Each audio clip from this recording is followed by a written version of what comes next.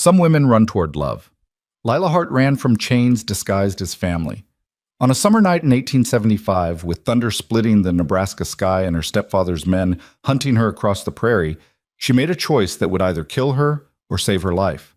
Exhausted, terrified, and alone, she found herself at the door of a stranger's cabin, a man whose silence would prove more powerful than any promise, whose restraint would teach her what safety truly meant. This is the story of a woman who chose freedom over fear, and the man who stepped back so she could step forward.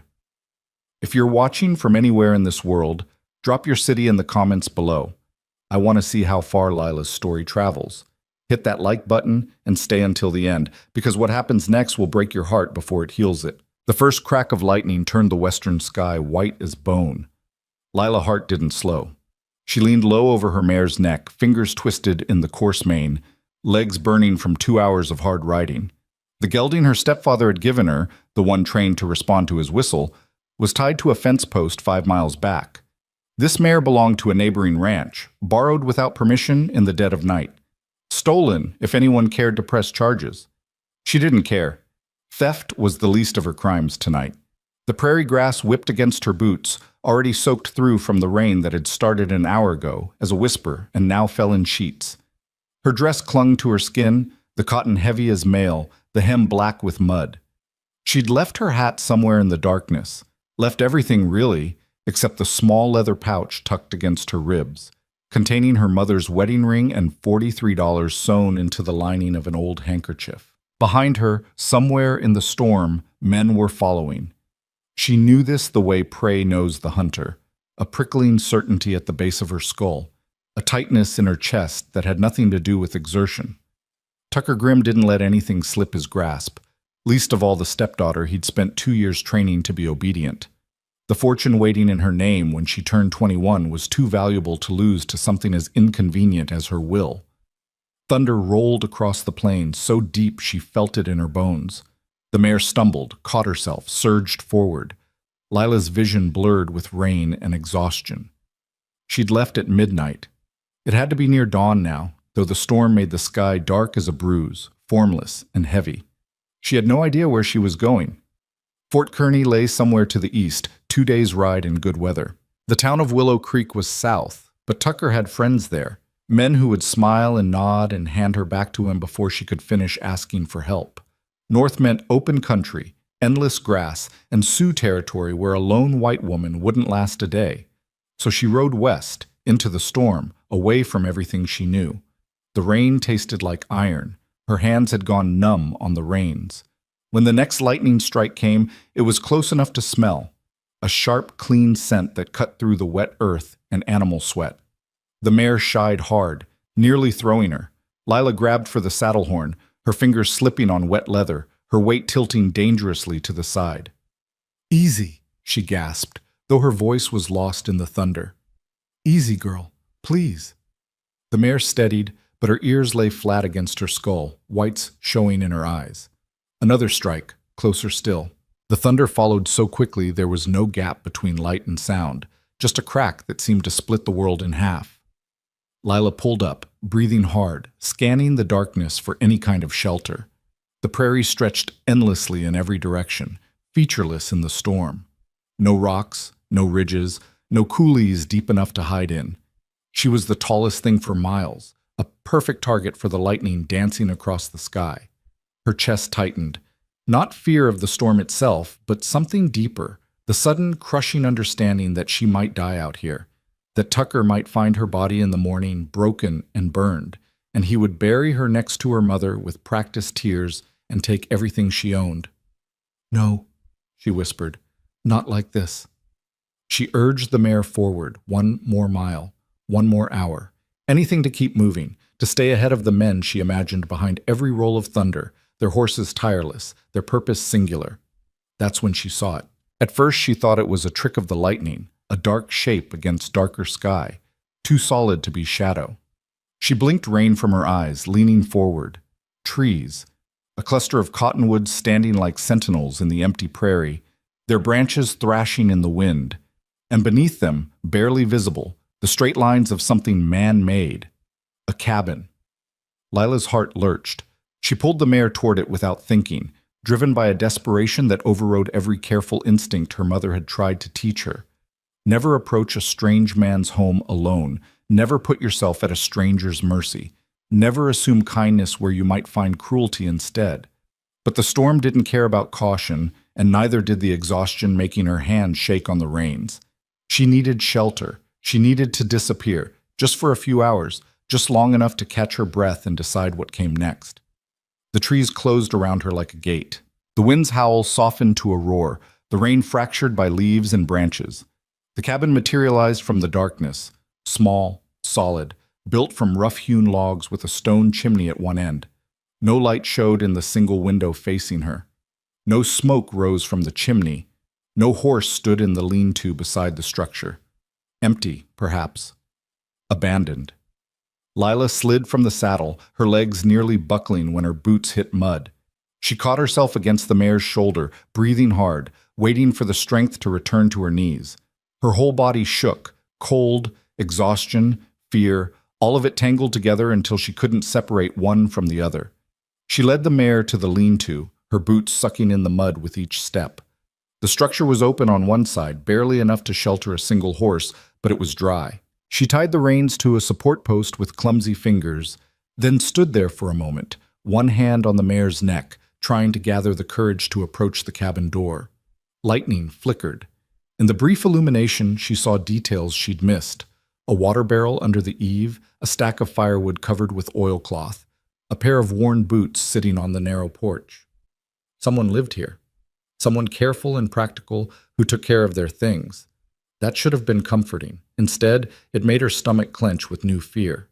She'd escaped one man's control tonight. What if she was about to walk straight into another's? Thunder crashed directly overhead, so loud it seemed to shake the ground. The mare whinnied in terror, pulling against the rope. Lila made her decision. She crossed the mud to the cabin and knocked. The sound was lost in the storm. She knocked again, harder, her knuckles stinging against the rough wood. Nothing. No movement inside, no voice calling out. She pressed her ear to the door, listening for any sign of life, but heard only her own ragged breathing and the rain hammering on the roof above. "Please," she whispered, "please. If anyone's there—" The door opened so suddenly she stumbled backward. A man stood in the doorway, silhouetted against the darkness of the cabin's interior. Tall. Taller than Tucker. Taller than any of his ranch hands. Broad through the shoulders in a way that suggested strength earned through labor, not violence. He held no weapon that she could see, but his hand rested on the doorframe in a way that blocked the entrance, his body a wall between her and whatever lay inside. For a long moment, neither of them spoke. Lightning flashed again, and in that instant of white light, Lila saw his face. Dark hair plastered to his forehead, a beard several weeks old, eyes that moved over her with careful assessment. Not the hungry look she'd learned to fear in men's gazes, but something else. Wariness, perhaps. Confusion. Then thunder broke the silence, and he stepped back. "Get inside." His voice was rough with sleep or disuse, low enough that she almost didn't hear it over the storm. He moved away from the door, disappearing into the cabin's darkness, leaving the entrance open. Lila didn't move. Every instinct screamed contradiction. Run, stay, trust, flee. Her mother's warnings echoed in her memory. The feel of Tucker's hand on her arm, steering her where he wanted her to go. The cold certainty in his eyes when he told her she would marry his business partner come autumn, and there was nothing she could do to stop it. "You can stand there and drown," the man called from inside. "Or you can come in out of the rain. Your choice." Your choice. Such simple words, such a foreign concept. Lila stepped across the threshold. The cabin was a single room, maybe 12 feet square, with a stone fireplace on the far wall and a narrow bed pushed into the corner. Spartan didn't begin to describe it. A table with one chair, a shelf holding a few tin plates and cups, a rifle mounted on wooden pegs above the door. Everything clean, everything in its place, nothing extra or decorative or soft. The man crouched at the fireplace, building a fire with quick, efficient movements. He'd lit a lantern on the table. The flame turned low, casting just enough light to see by. In the glow, Lila could make out more details. Buckskin pants worn soft at the knees, a homespun shirt with the sleeves rolled to his elbows, bare feet on the rough plank floor. She stood just inside the door, dripping onto the boards, her arms wrapped around herself. Water ran from her hair down her neck, pooled in her boots, made her dress hang like a sodden curtain. She couldn't stop shivering. The man didn't look at her as he worked, stacking kindling, striking flint against steel, until sparks caught in the dry grass he'd used for tinder. The fire woke slowly, flames licking at the wood, spreading warmth that Lila could feel even from across the room. "There's a blanket on the bed," he said, still not looking at her. "You'll want to get out of those wet things before you catch your death." Lila's hands tightened on her arms. "I can't." "There's a shirt in the chest by the footboard. It's clean." He stood, brushing his hands on his pants, and finally turned to face her. His eyes were gray, she realized, or perhaps blue. The lantern light made it hard to tell. They moved over her again, that same careful assessment, taking in her sodden dress, her bare head, her muddy boots. "I'll step outside while you change." "In the storm?" "Won't kill me." He moved toward the door, giving her a wide berth, as if approaching a spooked animal. His hand was on the latch when he paused. "My name's Caleb Rowan. I ride route for the Butterfield line, checking way stations between here and Julesburg. I'm not going to hurt you, but I understand if you don't believe that yet." He opened the door and walked out into the rain before she could respond. Lila stood frozen for several heartbeats, staring at the closed door. The fire crackled, rain drummed on the roof. Somewhere outside, the mare whinnied softly. Everything felt unreal, dreamlike, as if she'd stepped out of one life and into another without any transition between. She moved to the bed on shaking legs, her boots squelching with each step. The blanket was wool, rough but thick, folded neatly at the foot of the mattress. She unfolded it, then opened the chest he'd mentioned. Inside she found a spare shirt, homespun cotton, soft from many washings, and a pair of wool socks. Nothing else. No women's clothes hidden away, no trinkets or letters or photographs. Just the practical possessions of a man who lived alone and traveled often. Lila glanced at the door, still closed, rain still falling in sheets beyond it. She undressed quickly, her fingers clumsy with cold and urgency. The wet dress peeled away from her skin with reluctance, heavy as a pelt. Her undergarments were only slightly less soaked. She stripped down to bare skin, shivering violently in the firelight, then pulled on the shirt. It hung to her knees, the sleeves falling well past her hands. She rolled them up, then added the wool socks, which came up over her calves like stockings. Better. Warmer. Still vulnerable, but less exposed. She wrapped the blanket around her shoulders and moved closer to the fire, holding her hands out to the flames. The heat stung her frozen fingers, painful and necessary. She could feel her body slowly coming back to itself, the numbness receding, the shaking subsiding to occasional tremors. Only then did she realize how quiet it was inside the cabin. The storm still raged outside, but the thick log walls muffled it to a distant roar. The fire popped. Rain dripped somewhere in the corner where the roof didn't quite seal against the walls. Her own breathing sounded loud in her ears. She didn't know how long he'd been standing outside. Didn't know if she should call him back in or wait for him to make that choice himself. The decision was taken from her when the door opened and Caleb stepped inside, closing it firmly behind him. He was soaked through, his hair dripping, his shirt plastered to his chest. He didn't complain or comment, just moved to the far side of the room to a corner where a second chest sat beneath a row of pegs on the wall. He stripped off his wet shirt without ceremony or self-consciousness, his back to her, revealing a landscape of scars, some old and white, others newer and pink, the kind left by knives or claws or weather harsh enough to strip skin. Lila looked away, fixing her gaze on the fire. She heard him moving, the rustle of fabric, the quiet thud of his boots being set aside. When she glanced back, he'd changed into dry clothes and was building up the fire, adding larger logs now that the flames had taken hold. "You have a name?" he asked, his voice neutral, conversational. She hesitated. Tucker would ask for her by name, would describe her to anyone who might have seen her. But this man, Caleb, had offered shelter without demanding explanations. Lying seemed wrong somehow. Ungrateful. "Lila," she said quietly. "Lila Hart." He nodded, still tending the fire. "You running from something, Lila Hart, or towards something?" The directness of the question startled her. She'd expected platitudes, careful dancing around the obvious.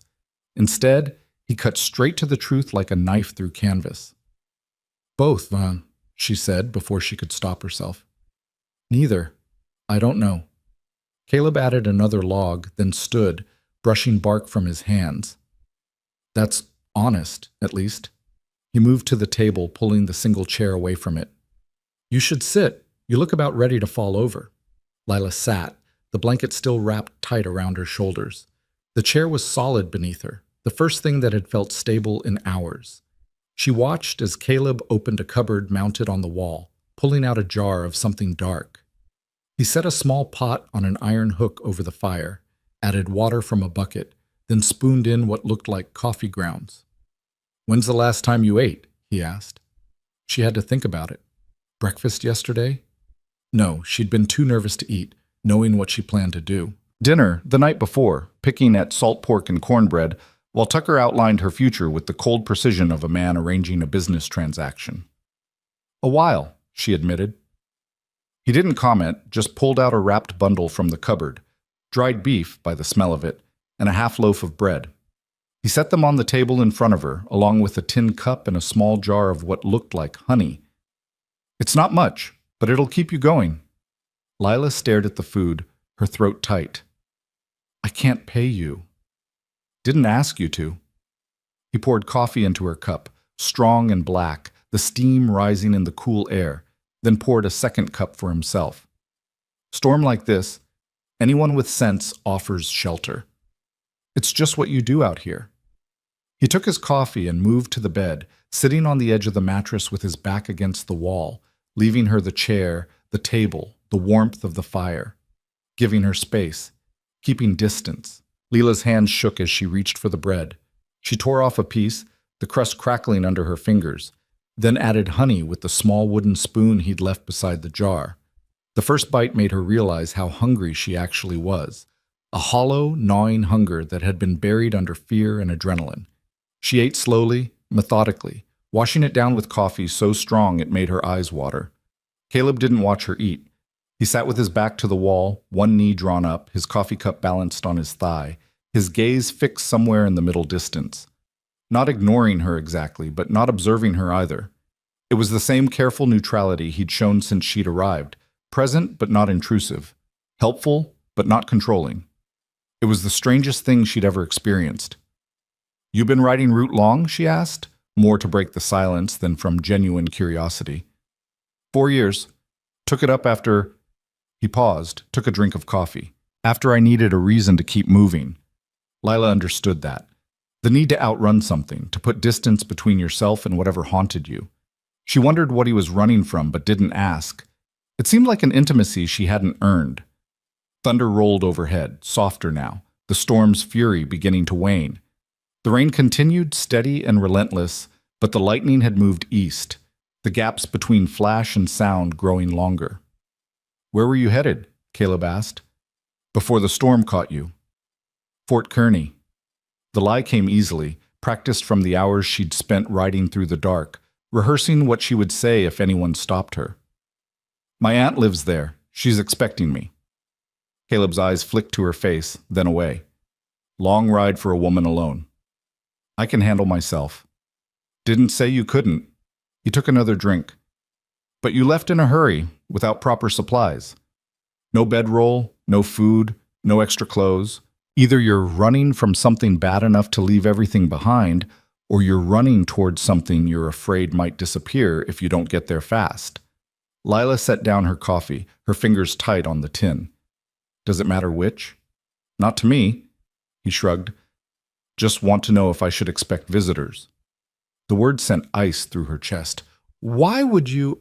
Because you keep looking at the door like you expect it to burst open. Because you flinched when I stood up to get the coffee. Because you're wearing my shirt and your dress is hanging by the fire, which means you couldn't go anywhere fast even if you wanted to. He said it all calmly, matter-of-factly, like he was describing the weather. I'm not judging, just want to know what I'm dealing with. Lila's throat closed. For a moment she couldn't breathe around the truth trying to climb up and out. Then it came, spilling over like water from a broken dam. My stepfather, she said hoarsely. He had men. They were going to... He wanted me to...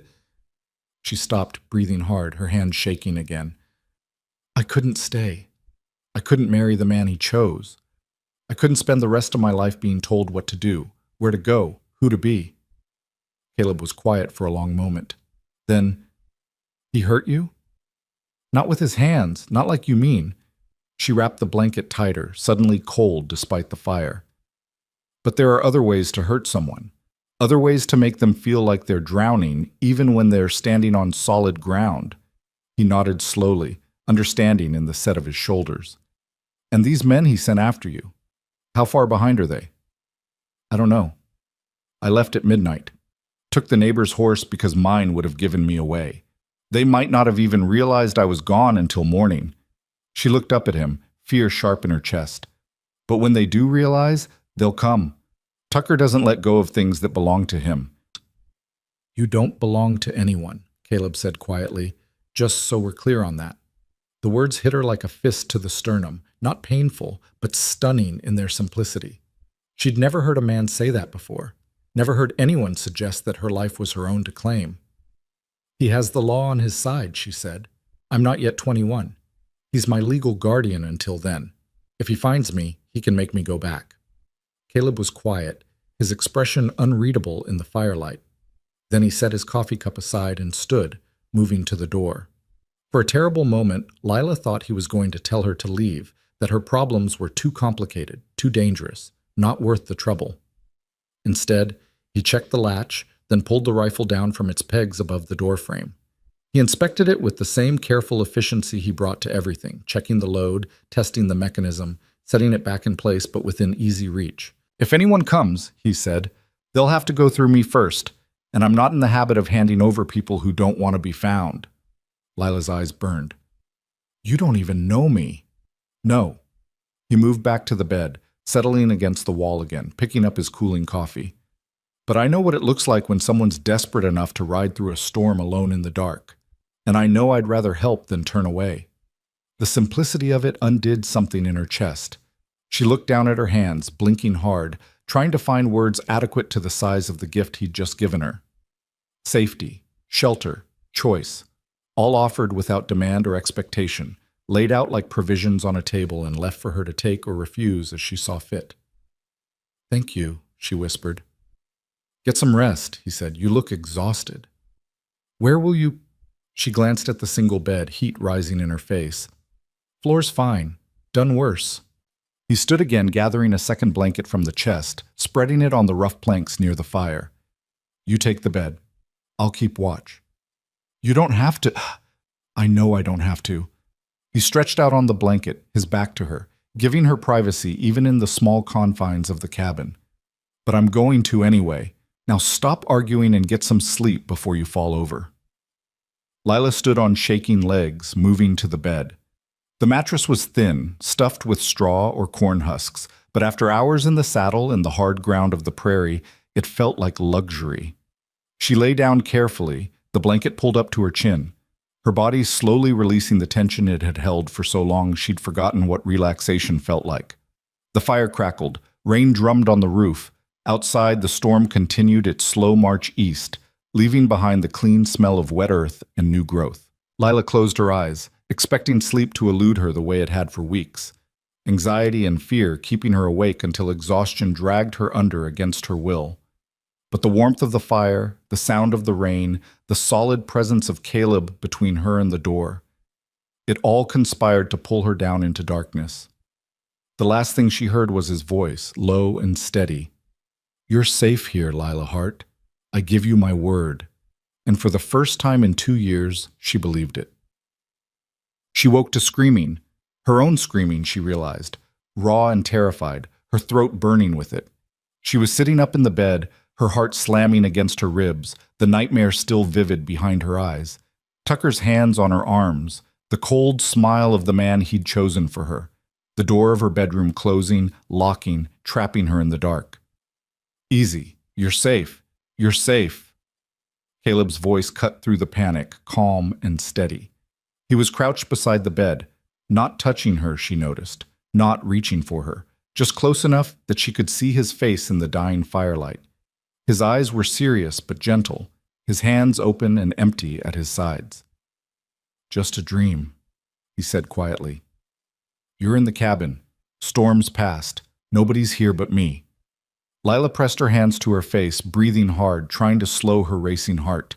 The dream had been so real, the weight of Tucker's grip, the sound of the key turning in the lock, the certainty that she would never escape. "I'm sorry," she gasped. "I didn't mean to—" "Nothing to apologize for." Caleb stood slowly, moving back to give her space. "I'll build up the fire." She watched him cross to the fireplace, adding wood with quiet efficiency. The flames woke again, pushing back the darkness, and in their light she could see the first gray hint of dawn through the cabin's single window. The rain had stopped. The storm had moved on. The world outside was quiet except for the drip of water from the eaves and the distant call of a meadowlark greeting the morning. Caleb poured fresh coffee from the pot he must have kept warm over the coals, then brought it to her. This time, he sat at the foot of the bed, far enough away that she didn't feel crowded but close enough to talk without raising their voices. "You have them often?" he asked. "The nightmares." Lila wrapped her hands around the warm cup, letting the heat ground her. "More lately, since Tucker told me about the marriage." "The man he wanted you to marry. He a violent sort?" "I don't know. I only met him once at a dinner Tucker arranged. He looked at me like—" She trailed off, searching for words. "Like I was a horse he was considering buying, checking my teeth, my bloodline, my temperament." Caleb's jaw tightened, but he didn't interrupt. "Tucker told me it was a good match, that I should be grateful, that my mother would have wanted me to be practical." She took a shaky breath. "My mother hated him. She married him because she was desperate and alone after my father died, and she regretted it every day until she—" The word caught in her throat. Died wasn't quite right. Died implied something natural, something inevitable. But there had been nothing natural about the way her mother faded over those final months, growing weaker and paler, her food tasting wrong, her stomach rejecting everything she tried to eat. "Until she passed," Lila finished quietly. Caleb was quiet for a moment. Then, "You think he had something to do with it? Her death?" It wasn't really a question, more an invitation to speak the suspicion she'd carried for 2 years, the dark knowledge she'd never dared voice aloud, because speaking it would make it real. "I can't prove it," she said. "But yes, I think he poisoned her. Slowly, over months, so it would look like a wasting sickness. And when she finally died, he played the grieving widower so well that everyone felt sorry for him. But not sorry enough to question what happened. No." Bitterness crept into her voice. "He's respected, wealthy, a man of standing in the community. Why would anyone doubt him?" Caleb took a drink of his coffee, his expression hard. "And after she died, he kept you there, controlled everything. Every dollar, every decision, every moment of my day. He said it was for my own good, that I was too young to understand, that he was protecting me." She laughed, the sound brittle. "Protecting me right into a marriage with a man 30 years my senior who wanted a young wife to manage his household and give him sons. How'd you finally get away?" I stopped asking permission. She met his eyes, feeling the truth of it settle in her bones. "I stopped waiting for someone to save me. I just left. Packed nothing, told no one, took the first horse I could find and rode until I couldn't anymore." "Brave," Caleb said simply. "Desperate." "Same thing sometimes." He stood, moving to the window, looking out at the dawn. "Sun's coming up. Your dress should be dry enough to wear. Question is, what do you want to do now?" The question hung in the air between them, heavy with implication, weighted with possibility. What did she want? Not what Tucker wanted, not what society expected, not what practicality demanded. What did Lila Hart want for her own life? "I want to get as far from here as possible," she said slowly. "I want to find work, earn my own money, make my own choices. I want to wake up in the morning without fear." She looked at him, standing silhouetted against the gray light. "I want to be free."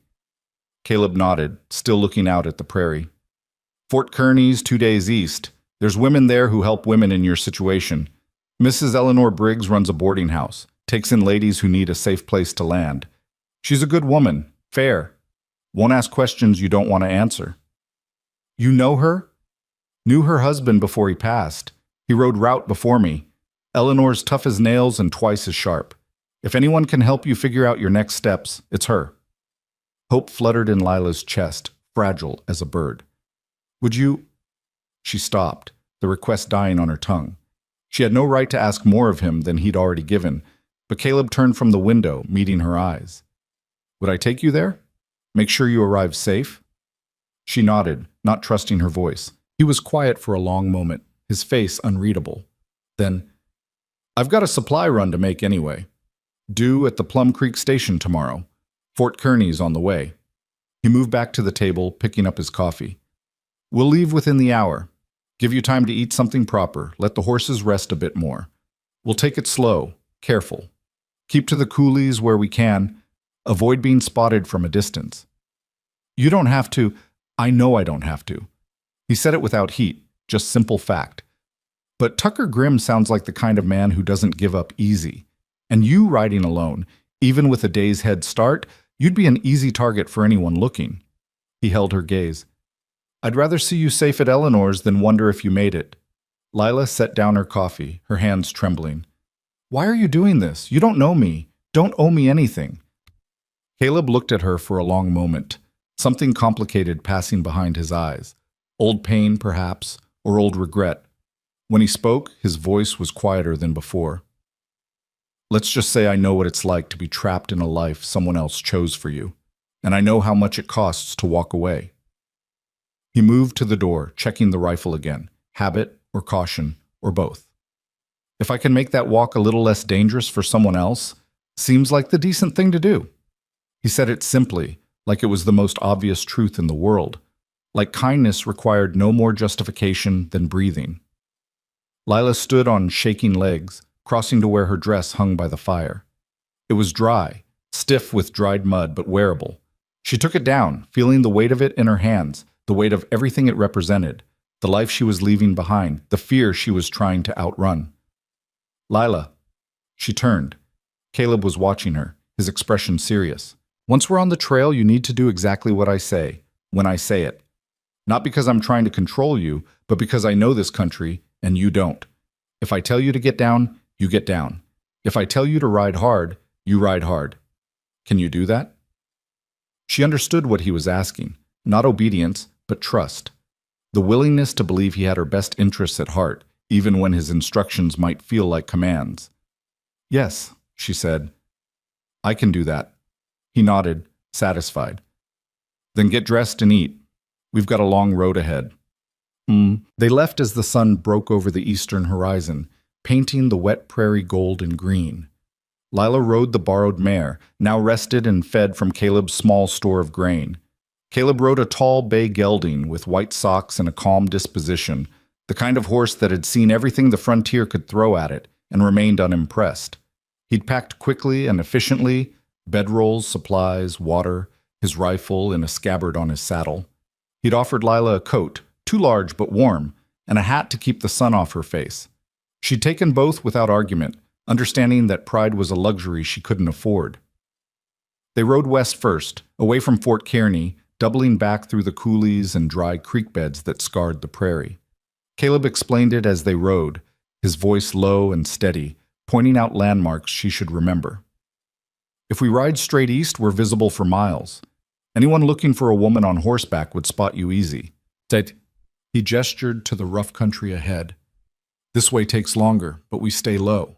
Hard to track, hard to spot. By the time we swing back toward the fort, you'll have enough distance that even if Tucker's men are searching, they'll be looking in the wrong place. It made sense. It also required Lila to trust that he knew what he was doing, that he wasn't leading her deeper into danger instead of away from it. She studied him as they rode. The easy way he sat his horse, the constant scanning of the horizon, the casual competence in everything he did. He caught her looking and raised an eyebrow. Something on your mind? You've done this before, she said. Helped someone run. It wasn't a question, but he answered anyway. Once or twice. Frontier's full of people trying to outrun their past. Sometimes they need a hand. And you just help them. No questions asked. I ask questions. He pointed to a hawk circling overhead, making sure she saw it, teaching her to notice details the way he did. But I don't demand answers, there's a difference. They rode in silence for a while. The only sounds the creak of leather, the soft thud of hooves on grass, the wind moving through the prairie like breath. The storm had left everything clean and bright, the colors sharp in the clear air. Lila felt the tension in her shoulders begin to ease, the constant vigilance that had kept her rigid for so long slowly loosening its grip. Around midday they stopped to rest the horses in a coulee where a thin stream ran between steep banks. Caleb swung down first, checking the ground, the water, the sight lines in every direction before he nodded to Lila that it was safe to dismount. She climbed down gratefully, her legs stiff from hours in the saddle. Caleb led the horses to the stream to drink while Lila splashed water on her face, scrubbing away the grime of travel. When she looked up, he was watching the northern horizon, his eyes narrowed against the sun. "What is it?" she asked, fear tightening her throat. "Not sure. Might be nothing." He didn't look away from whatever had caught his attention. "There's dust about 5 miles north. Could be buffalo. Could be riders." Lila's heart kicked against her ribs. "Tucker's men?" "Can't tell from here." He finally looked at her, his expression calm but serious. "We'll wait a bit, see which way they're heading. If they turn south, we'll know they're searching. If they keep going west, they're probably just travelers." They waited in tense silence, Caleb watching the horizon while Lila held the horse's reins, her palms sweating despite the cool air in the coulee. Minutes stretched like hours. The dust moved slowly across the northern sky, neither approaching nor retreating. Then it turned, southeast, toward them. "Mount up," Caleb said quietly. "We're moving." Lila scrambled into the saddle, her hands shaking on the reins. Caleb was already mounted, his gelding dancing sideways, sensing the urgency. "Follow close," he said. "Keep low. If I stop, you stop. If I run, you run. Understand?" She nodded, unable to speak past the fear closing her throat. They rode hard out of the coulee, staying low along the ridges, using every fold in the land to shield them from view. Caleb set a punishing pace, the kind that would eat up distance quickly but tire the horses if maintained too long. Lila clung to her mare's back, trusting the animal to follow Caleb's gelding, her world narrowing to the rhythm of hoofbeats and the burn in her thighs. After an hour, Caleb pulled up, listening. Lila stopped beside him, breathing hard, her heart hammering. They were in broken country now, all coulees and ravines, the prairie fractured into hiding places. "Lost them," Caleb said after a moment. "For now." "Were they Tucker's men?" "Don't know, but I'm not taking chances." He pointed east where the land rose into bluffs. "We'll make camp up there tonight. Higher ground, good visibility. We can see anyone coming from miles off." They climbed into the bluffs as the sun began its descent, finding a protected spot among the rocks where they could build a small fire without it being visible from below. Caleb set up camp with the same quiet efficiency he brought to everything, bedrolls spread on level ground, horses picketed where they could graze, rifle within easy reach. Lila sat on a flat rock, watching him work, feeling useless and exhausted. When he handed her dried meat and hardtack for dinner, she took it without complaint, eating mechanically while the sky turned orange and purple above them. "You should sleep," Caleb said when full dark had fallen. "I'll keep watch. You need to sleep too." "I will. Later." He settled against a boulder, his rifle across his knees, his eyes on the prairie below. "Right now I need to make sure we weren't followed." Lila lay down on her bedroll, pulling the blanket up to her chin. She was bone-tired, every muscle aching, but sleep felt impossible with fear still sharp in her chest. She closed her eyes anyway, listening to the night sounds, wind in the rocks, the horses shifting, Caleb's steady breathing nearby. "Caleb?" "Yeah?" "Thank you for all of this, for risking yourself." He was quiet for so long she thought he might not answer. Then, "Get some rest, Lila. Tomorrow we'll make Fort Kearney. Once you're with Eleanor, you'll be safe." She wanted to believe him, wanted to trust that safety was possible, that freedom was more than just a word she'd been chasing through the dark. Instead, she closed her eyes and tried not to think about the dust on the northern horizon, or the men who might be following, or what would happen if Tucker caught her before she reached the fort. Tried and failed and finally surrendered to fitful sleep as the stars wheeled overhead and Caleb kept watch through the long night, patient and unwavering as stone. Dawn came cold and clear, the kind of morning that made the prairie look endless and unforgiving. Lila woke to find Caleb already up, the fire reduced to ashes, the horses saddled and ready. He handed her coffee without a word, his eyes still scanning the horizon, searching for threats she couldn't see. "They're still out there," he said quietly. "Saw campfire smoke about 8 miles northwest at first light. Could be anyone, but we're not waiting to find out." They rode before the sun fully cleared the bluffs, moving fast through country that grew rougher with each mile. The easy grassland gave way to broken terrain, gullies carved by spring runoff, rocky outcroppings that forced them to dismount and lead the horses. Stretches of loose shale that clicked and shifted under the animals' hooves. It was slow going, frustrating, but Caleb insisted on the difficult route. "Harder for them to track us this way," he explained when Lila questioned the detour. "And if they do catch up, this terrain favors defense over pursuit." She didn't ask what he meant by that. Didn't want to imagine a confrontation, guns drawn, violence erupting in this empty country where no one would hear or help or care. By mid-morning, they'd climbed high enough to see for miles in every direction. Caleb pulled up on a ridge, studying the land behind them with the patient intensity of a man who'd survived by paying attention. Lila watched him, noting the tension in his shoulders, the way his hand rested near the rifle on his saddle. "There," he said finally, pointing northwest.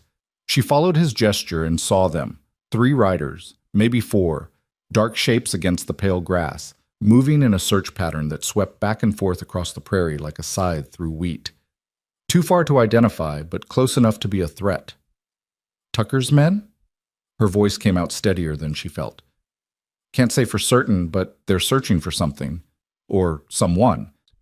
He turned his horse east toward a line of cottonwoods that marked a creek in the distance. "We need to move. Stay quiet. Stay low. And for the love of everything, don't skyline yourself on the ridges." They descended into a maze of coulees, following a dry creek bed that twisted through the broken country like a snake. The horses' hooves sounded too loud in the silence, each step echoing off the steep banks. Lila's heart hammered against her ribs, her eyes darting to every shadow, every movement in her peripheral vision. The sun climbed higher, the day grew hot, the air thick with the smell of dust and sage. Sweat ran down Lila's back beneath the borrowed coat, but she didn't complain. Didn't speak at all unless Caleb spoke first, understanding that silence might be the difference between discovery and escape. They stopped only once, in the deepest part of a ravine where the banks rose 20 feet on either side and a trickle of water ran over smooth stones. Caleb dismounted and moved to the edge of the ravine, climbing the steep bank with the ease of long practice. He lay flat at the top, looking back the way they'd come, his body motionless as stone. Lila waited below, holding both horses, her mouth dry with fear. Minutes passed. Then Caleb slid back down the bank, his face grim. "They're closing the gap," he said quietly. "Maybe 6 miles back now, moving faster than we are." "What do we do?" He looked at her for a long moment, something hard and resolved settling in his eyes. "We make a choice. We can try to outrun them, push the horses hard and hope we reach Fort Kearney before they catch us. Or we can pick our ground and make them think twice about following." Lila's stomach clenched. "You mean fight them?" "I mean make it clear you're under protection, that taking you back won't be as easy as Tucker probably promised it would be." He gestured to the ravine around them. "This is good defensive ground. High banks, one way in, one way out. If they want to press the issue, they'll have to come at us where we have the advantage. There's 3 of them, maybe 4. I've faced worse odds." He said it simply, without bravado, just stating fact. "Question is, what do you want? Run or stand?" Lila closed her eyes, her mother's voice echoing in memory. "Running solves nothing, sweetheart. Sooner or later, you have to turn and face what's chasing you." She'd run from Tucker for 2 days, run from the life he'd planned for her, run until her legs ached and her chest burned and fear became a constant companion. Maybe it was time to stop running. "We stand," she said, opening her eyes. I'm tired of being afraid. Caleb nodded, approval flickering across his face. Then we prepare. Come on. He led the horses deeper into the ravine, to a spot where the banks curved in a horseshoe, creating a natural fortress. He tied the animals to a stunted cottonwood growing from the bank, then began gathering rocks, piling them into a low wall that would provide cover for shooting. Lila helped without being asked, her hands shaking as she lifted stones, stacking them where he indicated. The work focused her fear, gave her something to do besides imagine the confrontation ahead. When the wall was built, Caleb checked his rifle, then pulled a revolver from his saddlebag and held it out to her. You know how to use this? Lila stared at the weapon. My father taught me to shoot. Before he died. Good. Take it. You don't have to use it unless you have no choice, but I want you armed. He waited until she took the gun, its weight foreign and terrible, in her hand. If shooting starts, you stay behind this wall and keep your head down. Understand? What about you? I'll be fine. He moved to the mouth of the ravine, positioning himself where he could see the approach but remain in cover. They're not expecting resistance. That gives us an edge. They waited. The sun beat down, relentless. Flies buzzed in the still air. The horses stamped and shifted, sensing tension. Lila crouched behind the rock wall, the revolver heavy in her lap, her breath coming in short gasps that had nothing to do with exertion. She heard them before she saw them. The jingle of bridles, the creak of leather, hoofbeats on hard ground. Then voices, low and cautious, coming closer. Caleb's posture changed, tension coiling through his shoulders. He raised his rifle, not aiming yet, just ready. 3 riders appeared at the ravine's mouth, silhouetted against the bright sky beyond. They pulled up when they saw Caleb, hands moving to their weapons but not drawing. Not yet. The man in the center was older than the others, broad through the chest, with a gray beard and eyes that moved over the scene with practiced assessment. He looked at Caleb, then past him to where Lila crouched behind the rocks, then back to Caleb. That's quite a welcome, he said, his voice carrying easily in the confined space. We're just looking for a lost girl. No need for guns. She's not lost, Caleb said, his voice flat, final. And she's not going back. The man's expression hardened. You don't know what you're talking about, friend. That girl belongs to Tucker Grimm. He's her legal guardian, and he wants her home safe. I know exactly what I'm talking about. Caleb's rifle didn't waver. And I know the difference between safe and controlled. She stays with me. Tucker's not going to like that. Don't much care what Tucker likes. Caleb shifted his weight slightly, a predator's movement, subtle and dangerous. You boys can ride back and tell him she's under my protection now. He's got a problem with that. He can take it up with the law at Fort Kearney. The gray-bearded man laughed, but there was no humor in it. The law? Boy, Tucker Grimm owns half the law in 3 counties. You think some circuit judge is going to side with a drifter and a runaway girl over a respected rancher? Maybe. Maybe not. Caleb's voice remained steady, unimpressed. But you're going to have to go through me to find out, and I promise you that's more trouble than Tucker's paying you for. One of the younger riders shifted in his saddle, hand moving toward his gun. Caleb's rifle barrel moved fractionally, tracking the motion with casual precision. Don't, Caleb said quietly. You're thinking you 3 can take me because it's 3 against 1. But this ravine's only wide enough for you to come at me single file. And I promise I'll drop the first man through before he clears his holster. Maybe the second too if you're unlucky. That a risk you want to take for Tucker Grimm's money? The young rider's hand stilled. The gray-bearded man studied Caleb for a long moment, something like respect mixing with his frustration. You're making a mistake, friend. Girl like that, running from family, she's probably filled your head with all kinds of stories. But Tucker's her kin. He's got a right. He's got no rights over me. Lila's voice cut through the tension like a blade. She stood up from behind the rock wall, the revolver in her hand, her legs shaking but her voice steady. All 3 riders turned to look at her, and she met their eyes without flinching. Tucker Grimm is not my family, she said, each word deliberate and clear. He married my mother for her money and killed her for mine. He kept me locked in that house like a prisoner for 2 years, and he was going to sell me to the highest bidder disguised as a marriage. She raised the revolver, pointing it at the gray-bearded man with hands that had stopped shaking. "So you ride back and tell him this.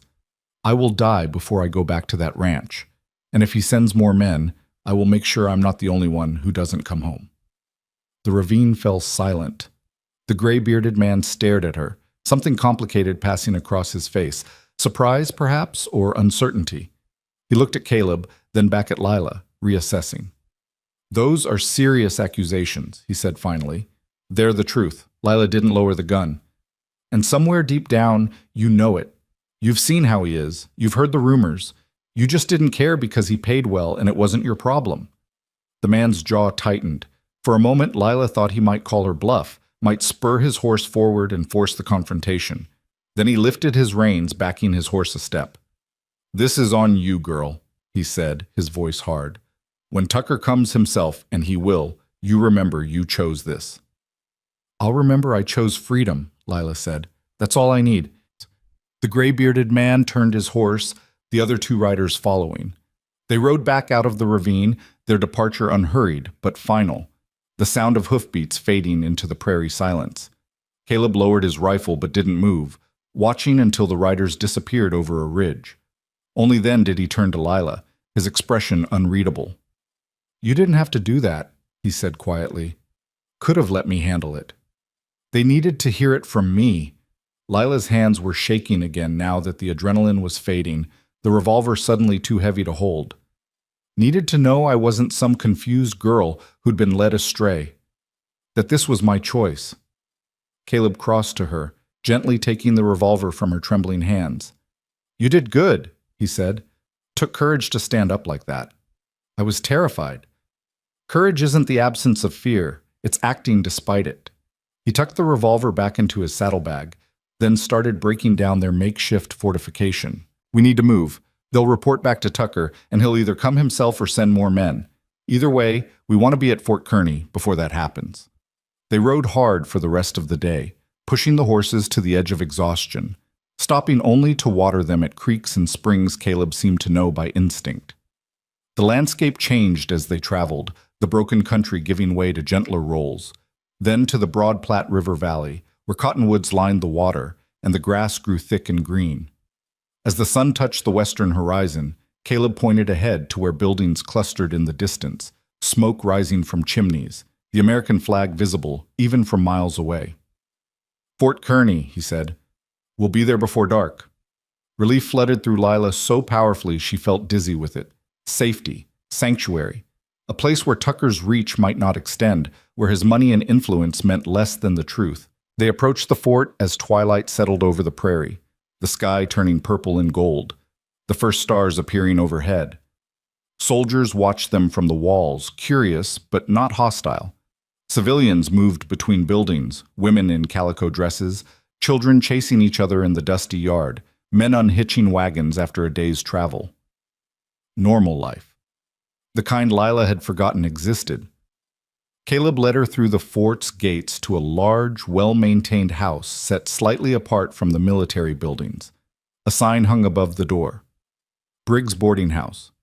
Respectable ladies only. He dismounted and tied his horse, then helped Lila down, his hands steady on her waist when her legs nearly buckled from exhaustion and relief. "Wait here," he said. "I'll let Eleanor know we've arrived." He knocked on the door, which opened almost immediately to reveal a woman in her 50s, tall and angular, with silver hair pulled into a neat bun and eyes that missed nothing. She looked at Caleb, then passed him to Lila, her expression sharpening with understanding. "Caleb Rowan," she said, her voice brisk but warm. "I should have known when I heard horses. What have you brought me this time?" "Someone who needs help, Eleanor, and maybe some answers." He glanced back at Lila. "This is Lila Hart. She's running from her stepfather, Tucker Grimm." "You know the name?"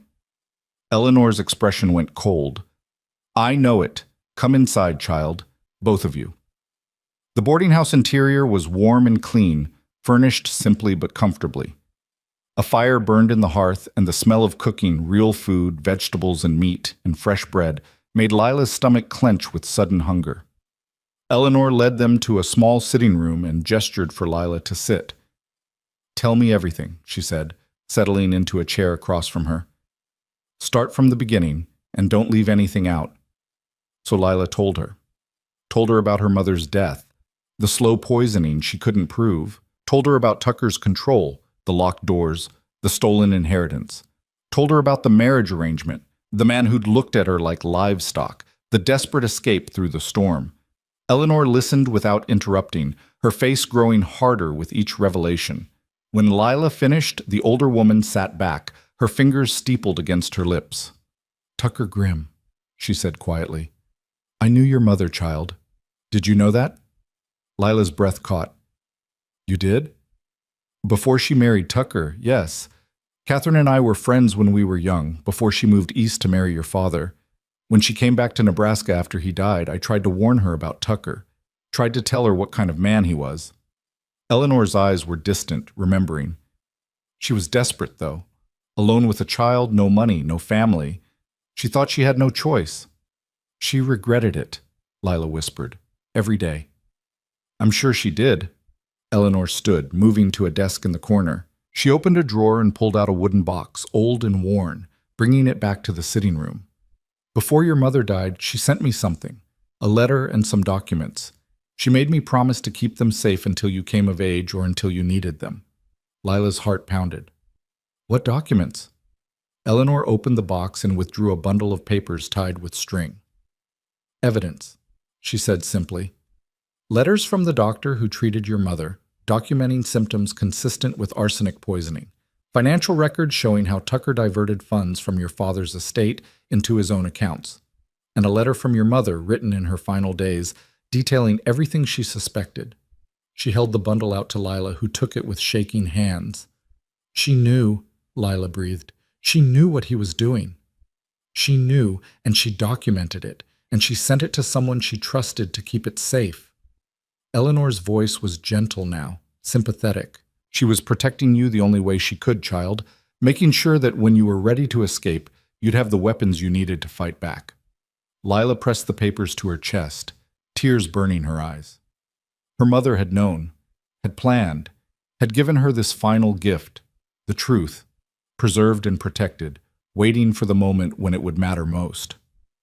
"What do I do with this?" she asked. "We take it to the law," Eleanor said. "The real law, not Tucker's paid friends. There's a federal marshal stationed here at the fort, a man named Samuel Garrett. He's honest, incorruptible, and he has jurisdiction that supersedes county authorities." She looked at Caleb. "You'll testify to what you witnessed? The men who were chasing her?" "I will," Caleb said without hesitation. "Then we have enough." Eleanor's expression was fierce, satisfied. Tucker Grimm's been getting away with his schemes for too long. Time someone held him accountable. That night, Lila slept in a real bed for the first time in days, in a room with a lock on the inside of the door. A small detail that Eleanor had pointed out deliberately, understanding what it would mean to her. The sheets were clean, the pillow soft, and through the window she could hear the sounds of the fort settling into sleep. Voices calling goodnight, a dog barking somewhere, the distant notes of a harmonica playing a slow, mournful tune. She lay in the darkness, her mother's letter clutched in her hand, reading it again by moonlight streaming through the window. "My dearest Lila," her mother had written in a shaking hand, "if you're reading this, then I am gone, and you have found the courage I could not find. I am so proud of you, so proud. Do not let Tucker win. Do not let him make you into something small and afraid. You are stronger than he knows, braver than he can imagine, and you deserve a life of your own choosing. Take these documents and use them. Tell the truth. Set yourself free. All my love. Always. Your mother." Lila pressed the letter to her heart, tears streaming down her face. Grief and anger and relief all tangled together. Her mother had saved her, even from the grave, had given her the tools she needed to break free. Now she just had to be brave enough to use them. The next morning, Eleanor took Lila to meet Marshal Garrett, a lean man in his 40s with sharp eyes and a reputation for fairness that extended across 3 territories. He listened to Lila's story, read the documents Eleanor provided, and asked careful, precise questions that showed he understood exactly what he was looking at. "This is serious," he said when she finished. "Murder, fraud, false imprisonment. If even half of this is true, Tucker Grimm is looking at significant prison time. It's all true, Lila said quietly. Every word. Garrett nodded. I believe you. Question is, will a jury believe you? Tucker's well-connected, well-liked in certain circles. His lawyers will argue you're a confused girl, that your mother was ill and paranoid, that these documents are forgeries created after her death. Lila's stomach sank. So he'll get away with it. I didn't say that. Garrett leaned forward, his expression serious but encouraging. I said it will be a fight, but we have evidence, we have witnesses, and we have time to build a case that's airtight. Tucker doesn't know you have these documents. That gives us an advantage. What do you need from me? Lila asked. Your testimony when the time comes, and your patience while I gather additional evidence. Talk to people who knew your mother, trace the financial records. He glanced at Eleanor. She'll need to stay somewhere safe while this plays out. Somewhere Tucker can't reach her. She'll stay with me, Eleanor said firmly. This boarding house has been sanctuary to women fleeing worse than Tucker Grimm. He's not setting foot on my property. Garrett nodded, satisfied. Then we have a plan. I'll start the investigation today.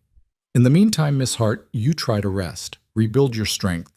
This is going to be a long fight, but it's one worth having. Lila left the marshal's office with Eleanor, stepping out into the bright morning sun. The fort was busy with activity, soldiers drilling in the yard, wagons being loaded, children running between buildings. Normal life continuing all around her, indifferent to her personal drama. It felt like freedom. What happens now? She asked Eleanor. Now you breathe, Eleanor said simply. You rest, you eat, you remember what it feels like to be safe. The legal battle will come, and when it does, you'll need all your strength. But for today, you're allowed to just be. They walked back to the boarding house, where other women were gathered in the common room. Widows, abandoned wives, women who'd fled bad situations and found refuge under Eleanor's protection.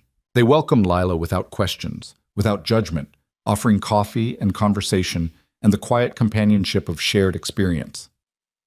Caleb found her there in the afternoon, sitting on the porch with a cup of tea, watching the sun move across the sky. He settled onto the steps below her, his hat in his hands, looking out at the fort with the same careful watchfulness he brought to everything. Garrett seems capable, he said after a moment. He does. Lila took a sip of tea, letting the warmth spread through her chest. Eleanor says he's never lost a case involving violence against women. That's good. You'll need someone like that in your corner. Caleb turned to look at her, his gray eyes serious. I have to leave tomorrow. Got to check those way stations I've been neglecting, make my reports. But I'll be back in 3 weeks. If you need anything before then, Eleanor knows how to reach me. Something cold settled in Lila's chest. She'd known he would have to leave eventually. He had a job, responsibilities, a life that didn't include staying at Fort Kearney indefinitely to protect her. But the thought of him riding away, of losing the steady presence that had kept her safe through the worst days of her life, made her throat tighten with unexpected grief. Thank you, she said quietly, for everything. I wouldn't be here without you. You'd have found your way. He said it with certainty, like it was a fact rather than an opinion. You're stronger than you know, Lila Hart. You proved that when you stood up to those men in the ravine. I was terrified. But you did it anyway. That's what matters. He stood, settling his hat back on his head. You'll be all right here. Eleanor's tough, and this place is as safe as anywhere on the frontier. By the time I get back, Garrett will probably have Tucker in custody. Lila wanted to believe that, wanted to trust that the law would work, that justice would prevail, that her nightmare was finally over. But some part of her, the part that had learned to expect betrayal, to anticipate disappointment, whispered that it wouldn't be that simple, that Tucker wouldn't go quietly, that the fight was just beginning. She stood and walked down the steps to where Caleb waited, looking up at him in the afternoon light. He was just a route rider, a man who checked way stations and carried mail, who lived alone in a small cabin and asked for nothing more than honest work and open spaces. But he'd given her something more valuable than shelter or protection. He'd given her the freedom to choose. When you come back, she said, will you tell me your story? The one you're running from? His expression shifted, something vulnerable flickering behind his eyes before the careful neutrality returned. Maybe, he said. If you still want to hear it, I will. He nodded, then mounted his horse, settling into the saddle with practiced ease. He looked down at her one last time, his hand touching the brim of his hat in farewell. Stay safe, Lila Hart. And remember, you don't belong to anyone but yourself. Then he rode out through the fort's gates, heading west into the vast prairie, a solitary figure against the endless sky. Lila watched until he disappeared, then turned back to the boarding house, to Eleanor and the other women, to the beginning of a life she would build with her own hands. The storm had passed. The flight was over. Now came the hard part, standing her ground and fighting for everything she'd run so far to claim. But peace, Lila discovered, was a fragile thing on the frontier, and Tucker Grimm was not a man who accepted defeat quietly. 3 days after Caleb left, a lawyer arrived at the boarding house. He was younger than Lila expected, dressed in an expensive suit that looked out of place against the rough-hewn buildings of the fort, carrying a leather satchel that probably cost more than most families earned in a month. Eleanor met him at the door, her arms crossed, her expression unwelcoming. "Mrs. Briggs," he said, removing his hat with practiced courtesy. "My name is Howard Pettigrew. I represent Mr. Tucker Grimm. I'm here to speak with Miss Lila Hart regarding a family matter." "Miss Hart has nothing to say to Tucker Grimm or anyone who works for him," Eleanor said flatly. "You can turn around and ride back to wherever you came from." Pettigrew's smile never wavered. "I understand there's been some unfortunate misunderstanding between Mr. Grimm and his stepdaughter. He's deeply concerned for her welfare and wishes only to resolve this matter amicably, without involving the authorities unnecessarily." "The authorities are already involved," Lila said, stepping into the doorway beside Eleanor. Her heart pounded, but she kept her voice steady. "Marshall Garrett has the evidence. Tucker can't buy his way out of this." The lawyer's eyes flickered to her, assessing, calculating. Evidence of what exactly? A young woman's confused memories of her mother's illness? Financial transactions that Mr. Grimm is prepared to explain in detail to any court that asks? He opened his satchel, withdrawing a document. "Mr. Grimm is willing to be generous, Miss Hart. He's prepared to offer you a settlement, $20,000, paid immediately, in exchange for your agreement to drop any accusations and return home where you belong." $20,000, a fortune. Enough to start a new life anywhere she wanted, to never worry about money again. Lila felt the temptation like a physical pull, the possibility of simply walking away from the fight, taking the money and disappearing. Then she thought of her mother's shaking handwriting in that final letter. "Do not let Tucker win. Do not let him make you into something small and afraid." "No," she said. "I don't want his money. I want justice." Pettigrew's pleasant expression hardened slightly. "You're making a mistake, Miss Hart. Mr. Grimm is a powerful man with considerable resources and influence. If you insist on pursuing these baseless accusations, he will defend himself vigorously. Your reputation will be destroyed. People will say you're an ungrateful, mentally unstable girl who invented lies about the man who gave you a home after your mother's death." "Let them say it," Lila said, though fear twisted in her gut. "The truth doesn't change based on what people believe." "The truth," Pettigrew said softly, "is whatever a jury decides it is, and I assure you, Mr. Grimm's legal team will make certain that jury understands exactly how this looks. A spoiled young woman angry about reasonable restrictions, willing to destroy a good man's name to avoid her responsibilities." Eleanor stepped forward, placing herself between Lila and the lawyer. "This conversation is over. Miss Hart has made her position clear. You can tell Tucker Grimm that if he wants to fight this battle, he'll have to do it in court where evidence matters more than intimidation." Pettigrew replaced his hat, his movements deliberate and unhurried. "Very well. But understand this, Mrs. Briggs. Mr. Grimm has friends in high places, friends who can make life very difficult for establishments that harbor fugitives from lawful guardianship. It would be unfortunate if your boarding house license were revoked, or if certain military contracts were redirected elsewhere." "Are you threatening me?" Eleanor's voice could have cut glass. "I'm simply pointing out realities." Pettigrew smiled, cold and professional. "Good day, ladies. I'm sure we'll be seeing each other again soon." He walked away, his expensive boots leaving prints in the dust. Lila watched him go, her hands clenched into fists, rage and fear warring in her chest. "He can't do that," she said. "He can't threaten you because of me." "He can try," Eleanor said grimly. "Whether he'll succeed is another matter. Come inside, child. We need to talk to Marshal Garrett." They found Garrett at his office, reviewing documents spread across his desk. He listened to their account of Pettigrew's visit, his expression growing darker with each detail. "Tucker's moving faster than I expected," he said when they finished. "He must be worried about what we'll find if we dig deep enough." He stood, moving to the window, looking out at the fort's busy yard. "The settlement offer is interesting. 20,000 is a significant sum. Suggests he's willing to pay dearly to make this go away." "Because he's guilty," Lila said. "Most likely, but it also means he's preparing to fight dirty." Garrett turned back to them. "The threats against Mrs. Briggs's business, the attacks on your character, that's just the beginning.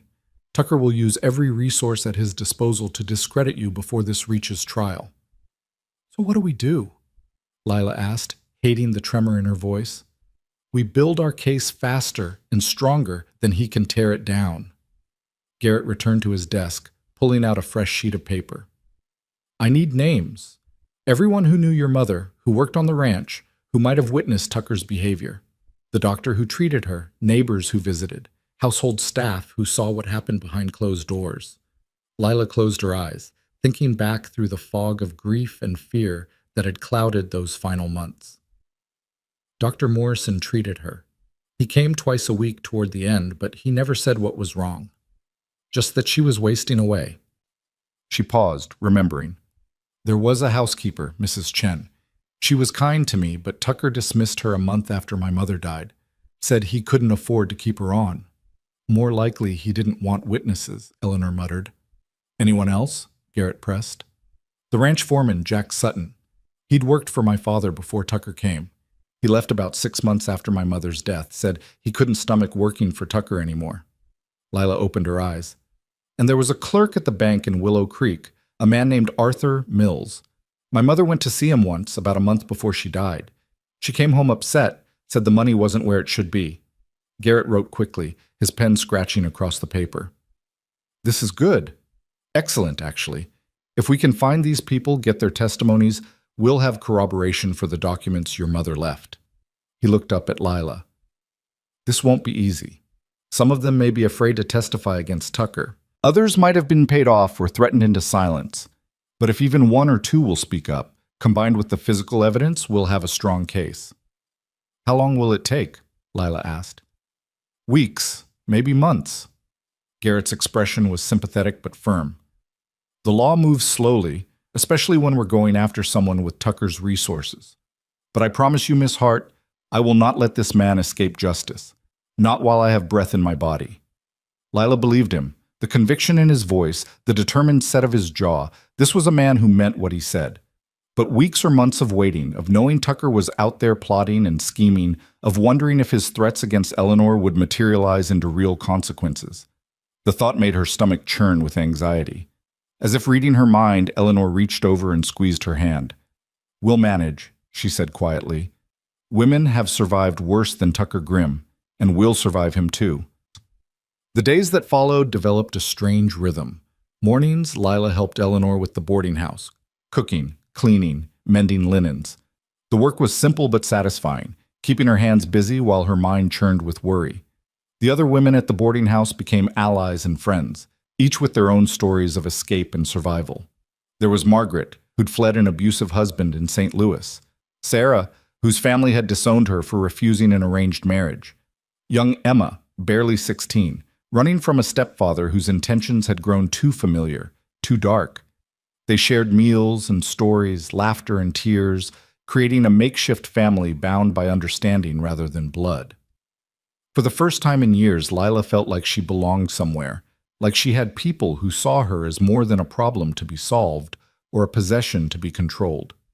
But beneath the surface comfort, tension coiled like a spring wound too tight. Marshal Garrett worked tirelessly, traveling to interview witnesses, gathering evidence, building his case piece by careful piece. He reported back regularly, sharing small victories. Dr. Morrison confirmed he'd documented symptoms consistent with poisoning in his private notes, though he'd been afraid to voice his suspicions at the time. Jack Sutton, the former foreman, was willing to testify about Tucker's controlling behavior and the suspicious circumstances of Catherine Hart's decline. But there were setbacks, too. Mrs. Chen had disappeared, moved away without leaving a forwarding address. Arthur Mills, the bank clerk, had been transferred to a branch in Denver, and when Garrett tracked him down, the man claimed he remembered nothing unusual about Catherine Hart's visit, nothing that would help their case. Paid off or threatened, Garrett said grimly when he delivered this news. Tucker's covering his tracks, trying to eliminate anyone who might corroborate your story. 2 weeks after the lawyer's visit, Eleanor received an official notice from the territorial government. Her boarding house license was under review due to complaints about the moral character of her residents. The notice didn't name Tucker explicitly, but his fingerprints were all over it, the timing too convenient, the language too carefully crafted. Eleanor read the notice aloud to the women gathered in the common room, then calmly folded it and set it aside. "They can review all they want," she said. "I've run this establishment for 15 years without a single violation. They won't find grounds to close me down." But Lila saw the worry in the older woman's eyes, the tension in her shoulders. Tucker was making good on his threats, using his influence to punish anyone who helped her. The guilt of it sat heavy in Lila's chest, made her wonder if she should have just taken the money and run, spared Eleanor and the others the consequences of her defiance. As if sensing her thoughts, Sarah leaned close during dinner that evening and whispered, "Don't you dare feel guilty for standing up to that monster. What you're doing matters, not just for you, but for all of us. If men like Tucker Grimm can get away with murder and theft and control, then none of us are safe." The words helped, but only a little.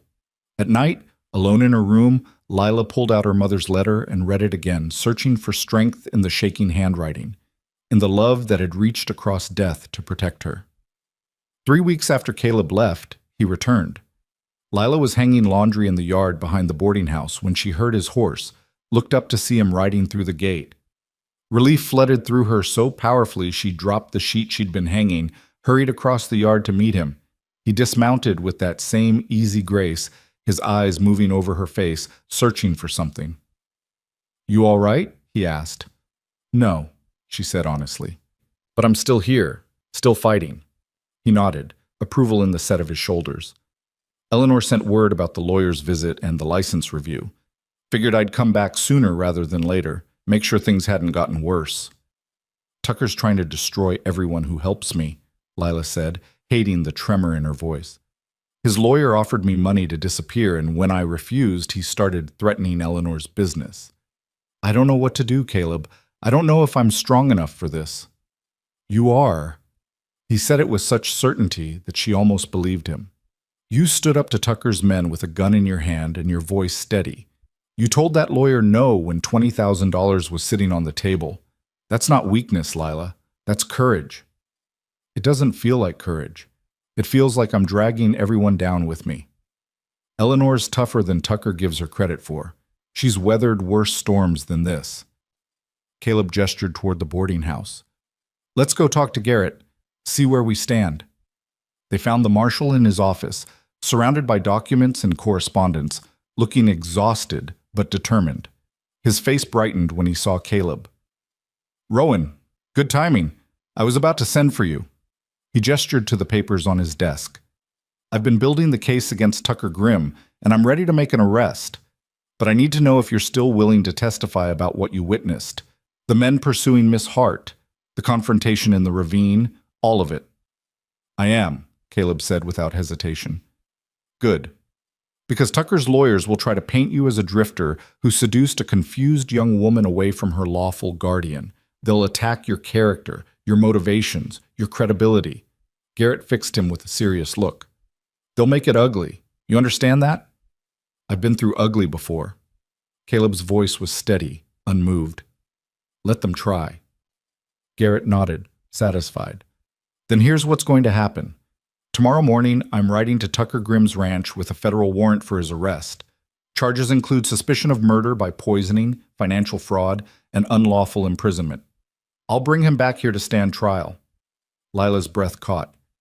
"You have enough evidence?" "I have your mother's documents, Dr. Morrison's medical notes, Jack Sutton's testimony, and Caleb's witness account of Tucker sending armed men to forcibly retrieve you, combined with the financial records showing Tucker systematically draining your father's estate. Garrett spread his hands. It's not ironclad, but it's enough to compel a trial. And once we get Tucker in front of a jury, once we can present all the evidence in open court, I believe justice will prevail. You believe, Lila said, but you're not certain. Garrett's expression softened. In law, nothing is certain until the verdict is read. But I'll tell you this, I've prosecuted a lot of cases, and I've never been more convinced of a defendant's guilt than I am with Tucker Grimm. The man is a monster who's hidden behind respectability for too long. Tomorrow, that ends. That night, sleep eluded Lila completely. She lay in her bed, staring at the ceiling, imagining what would happen when Garrett arrived at the ranch. Would Tucker come quietly? Or would he resist, forcing a confrontation that could turn violent? The thought of the marshal riding into danger because of her made Lila's chest tight with anxiety. Around midnight, unable to bear the confines of her room any longer, she slipped outside to the porch. The fort was quiet, most residents asleep, only a few lanterns burning in distant windows. She sat on the steps, wrapping her shawl around her shoulders against the cool night air. She wasn't alone long before Caleb emerged from the shadows, settling onto the steps beside her. He didn't ask why she was awake, didn't offer empty reassurances. He just sat there, solid and present, his shoulder a warm weight against hers. "Can't sleep either?" she asked quietly. "Not much of a sleeper on good nights," he admitted. "Nights before something important happens, forget it entirely." They sat in companionable silence, watching the stars wheel overhead. Finally, Lila spoke, voicing the fear that had been gnawing at her since Garrett announced his plans. "What if it all goes wrong? What if Tucker gets away with it? What if the jury believes his lawyers instead of the evidence?" Caleb was quiet for a long moment. Then, "You remember what you said in that ravine, when you stood up and told those men you'd rather die than go back?" "Yes." "That wasn't about the outcome. That was about the choice, about refusing to be controlled, regardless of the consequences." He turned to look at her, his eyes serious in the starlight. "Whatever happens tomorrow, whatever happens in that courtroom, you've already won the most important battle. You chose yourself. You chose freedom. Tucker can't take that from you, no matter what verdict a jury delivers. But if he walks free, then you'll still be free too. You'll still be here, living your own life, making your own decisions. He'll know he couldn't break you, couldn't force you back into the cage he built." Caleb's voice was fierce now, protective. "That matters, Lila. That counts for something." She wanted to believe him, wanted to find comfort in the idea that her defiance itself was victory enough, but the thought of Tucker walking free, of him continuing his schemes unpunished, of other women potentially falling into his trap the way her mother had, it made rage burn hot in her chest. "I want him to pay," she said quietly. "Not just for my sake, but for my mother's. She deserved better than to die slowly, poisoned by the man she married for protection. She deserved justice." "She did," Caleb agreed. "And tomorrow, we take the first step toward getting it for her." Dawn came too quickly, painting the sky orange and pink. Lila watched from the porch as Marshal Garrett prepared to leave, checking his weapons, his badge gleaming in the early light. He'd recruited 2 soldiers from the fort to accompany him, young men who looked nervous about confronting a wealthy rancher but determined to do their duty.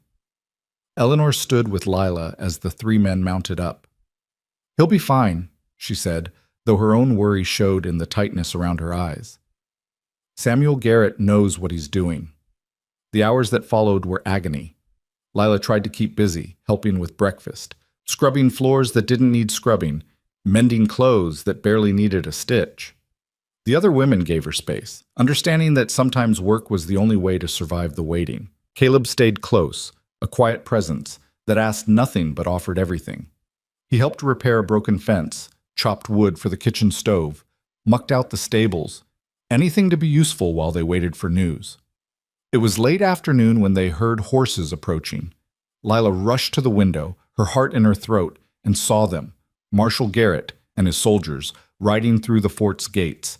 And between them, hands bound, sitting stiff and furious on his horse, was Tucker Grimm. He looked older than Lila remembered, his face weathered and hard, his eyes cold as winter stone. Those eyes found her in the window, locked onto her with such hatred that she stepped back instinctively, her breath catching, but she didn't look away, didn't hide. She stood there meeting his gaze, letting him see that she wasn't afraid anymore, that his power over her was broken, shattered beyond repair. Eleanor's hand found her shoulder, squeezed gently. Breathe, child. It's over. He can't touch you now. But even as relief flooded through her, Lila knew it wasn't truly over. The arrest was just the beginning. Now came the trial, the testimony, the public dissection of her mother's death and her own captivity. Now came the hard part, standing in front of strangers and speaking truths that would be questioned, doubted, attacked. The real battle was just beginning. And as Tucker was led away to the fort's small jail, his eyes promising retribution even in defeat, Lila felt the weight of what she'd set in motion settle heavy on her shoulders. Caleb appeared beside her, his presence steady and grounding. "You all right?" he asked quietly. "I don't know," she admitted.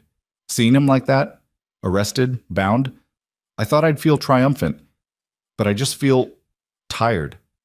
"That's normal. You've been running on fear and determination for weeks. Now that he's actually in custody, your body's remembering it's exhausted." He guided her away from the window, toward the common room where Eleanor was already setting out tea. "Rest now. Gather your strength. Because when that trial starts, you're going to need every ounce of courage you've got." That evening, Marshal Garrett came to the boarding house to brief them on what would happen next. Tucker had been formally charged, bail had been denied given the severity of the accusations and his resources to flee, and a trial date had been set for 3 weeks hence. "His lawyers are already filing motions trying to get the case dismissed," Garrett explained. "They're arguing that the evidence is circumstantial, that Catherine Hart died of natural causes, that the financial irregularities were legitimate business decisions. But the judge is solid. He won't dismiss without a full hearing of the evidence." "What do you need from me?" Lila asked. "Your testimony will be crucial. You'll need to describe Tucker's behavior, the control he exerted, your mother's decline. The defense will try to discredit you, to paint you as a rebellious daughter angry about reasonable restrictions." Garrett's expression was serious. "It won't be pleasant. They'll ask invasive questions, challenge your memories, suggest you're lying or mistaken. You'll need to stay calm, stay consistent, and tell the truth exactly as it happened." Lila's stomach twisted with dread. "I can do that." "I know you can." Garrett turned to Caleb. "And you'll testify about the pursuit, the confrontation, Tucker's men trying to forcibly retrieve her. That establishes his unwillingness to let her leave, supports the unlawful imprisonment charge." "I'll be there," Caleb said. After Garrett left, Lila sat in the common room with the other women, listening to their encouragement and advice. Margaret, who testified against her own husband, in a saint. Lewis courtroom, offered practical tips. Speak clearly, look at the jury when answering, don't let the lawyers bait you into anger. Sarah reminded her that telling the truth was its own kind of power, that no amount of legal maneuvering could change what actually happened. But it was Eleanor who pulled Lila aside later, when the others had gone to bed, and said what Lila needed most to hear. "Your mother would be so proud of you," Eleanor said quietly. "Catherine was kind and gentle, but she wasn't weak. She documented everything, built a case from her deathbed, made sure you'd have the weapons you needed. That took incredible courage, and now you're honoring that courage by seeing this through, no matter how hard it gets." Lila's eyes burned with tears. "What if I fail her? What if I can't convince them?" "Then you'll have tried, which is more than most people do. But I don't think you'll fail." Eleanor squeezed her hand. "I've watched you these past weeks, seen how you've grown from a frightened girl into a woman who knows her own mind. You have your mother's strength in you, Lila. Trust it. Trust yourself." The words settled into Lila's chest, warm and solid, a foundation to build on. She went to bed that night with her mother's letter pressed to her heart, reading the familiar words one more time. "Do not let Tucker win. Do not let him make you into something small and afraid." "I won't, Mama," Lila whispered into the darkness. "I promise you, I won't." Outside, the prairie wind whispered through the cottonwoods, carrying secrets and promises across the endless grass. In his cell, Tucker Grimm sat in darkness, plotting his defense. And somewhere in the night, justice waited, patient, impartial, and inexorable, for its moment in the sun. The 3 weeks before the trial passed in a blur of preparation and dread. Marshal Garrett drilled Lila on her testimony, asking her the same questions over and over until her answers became second nature, until she could recite the timeline of her mother's illness without her voice breaking, describe Tucker's control without trembling. He was patient but relentless, explaining that the defense attorneys would be neither. "They'll try to confuse you, twist your words, make you contradict yourself," he said during one particularly grueling session. "The key is to stay calm, answer only what's asked, and remember that the truth is on your side. Don't let them bait you into speculation or emotion. Just facts, clear and simple." Easier said than done. Every time Lila closed her eyes, she saw Tucker's face in that window, the cold hatred in his eyes. Every night brought dreams of the courtroom, of standing before strangers who looked at her with skepticism and doubt, of watching Tucker walk free while she was branded a liar. Caleb stayed at the fort, finding work helping repair the stockade walls and mucking stables for the cavalry.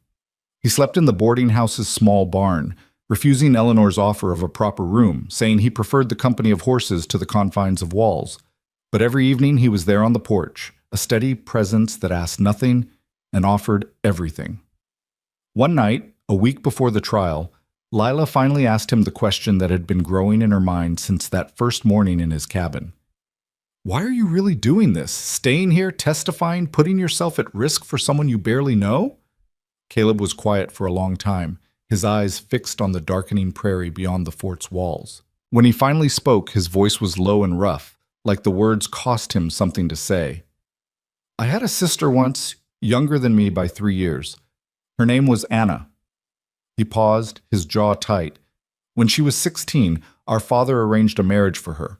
To a man twice her age, a friend of his who needed a wife to manage his household and bear his children. Anna begged him to reconsider, told him she was too young, that the man frightened her. Our father said she was being dramatic, that she'd learned to accept her duty." Lila's chest tightened, already dreading where the story would lead. "The marriage went ahead. I was away, working a cattle drive. Didn't even know until I came home and found her gone." Caleb's hands clenched into fists on his knees. "She lasted 6 months before she tried to run. Her husband caught her, brought her back, and the law sided with him. Said she was his property, his responsibility. A month later, she was dead. They said she fell down the stairs, broke her neck. But I saw the bruises, Lila, saw the fear in the neighbors' eyes when they talked about it." "I'm sorry," Lila whispered, inadequate words for the weight of his grief. "I tried to get justice for her, accused her husband of murder. But he was wealthy, respected, and I was just a ranch hand with no proof beyond my suspicions. The sheriff told me to let it go, that making accusations would only bring shame on my family." Caleb's voice was bitter now, edged with old rage. "So I did what they said. I let it go, and I've regretted it every day since." He finally looked at her, his gray eyes dark with pain and determination.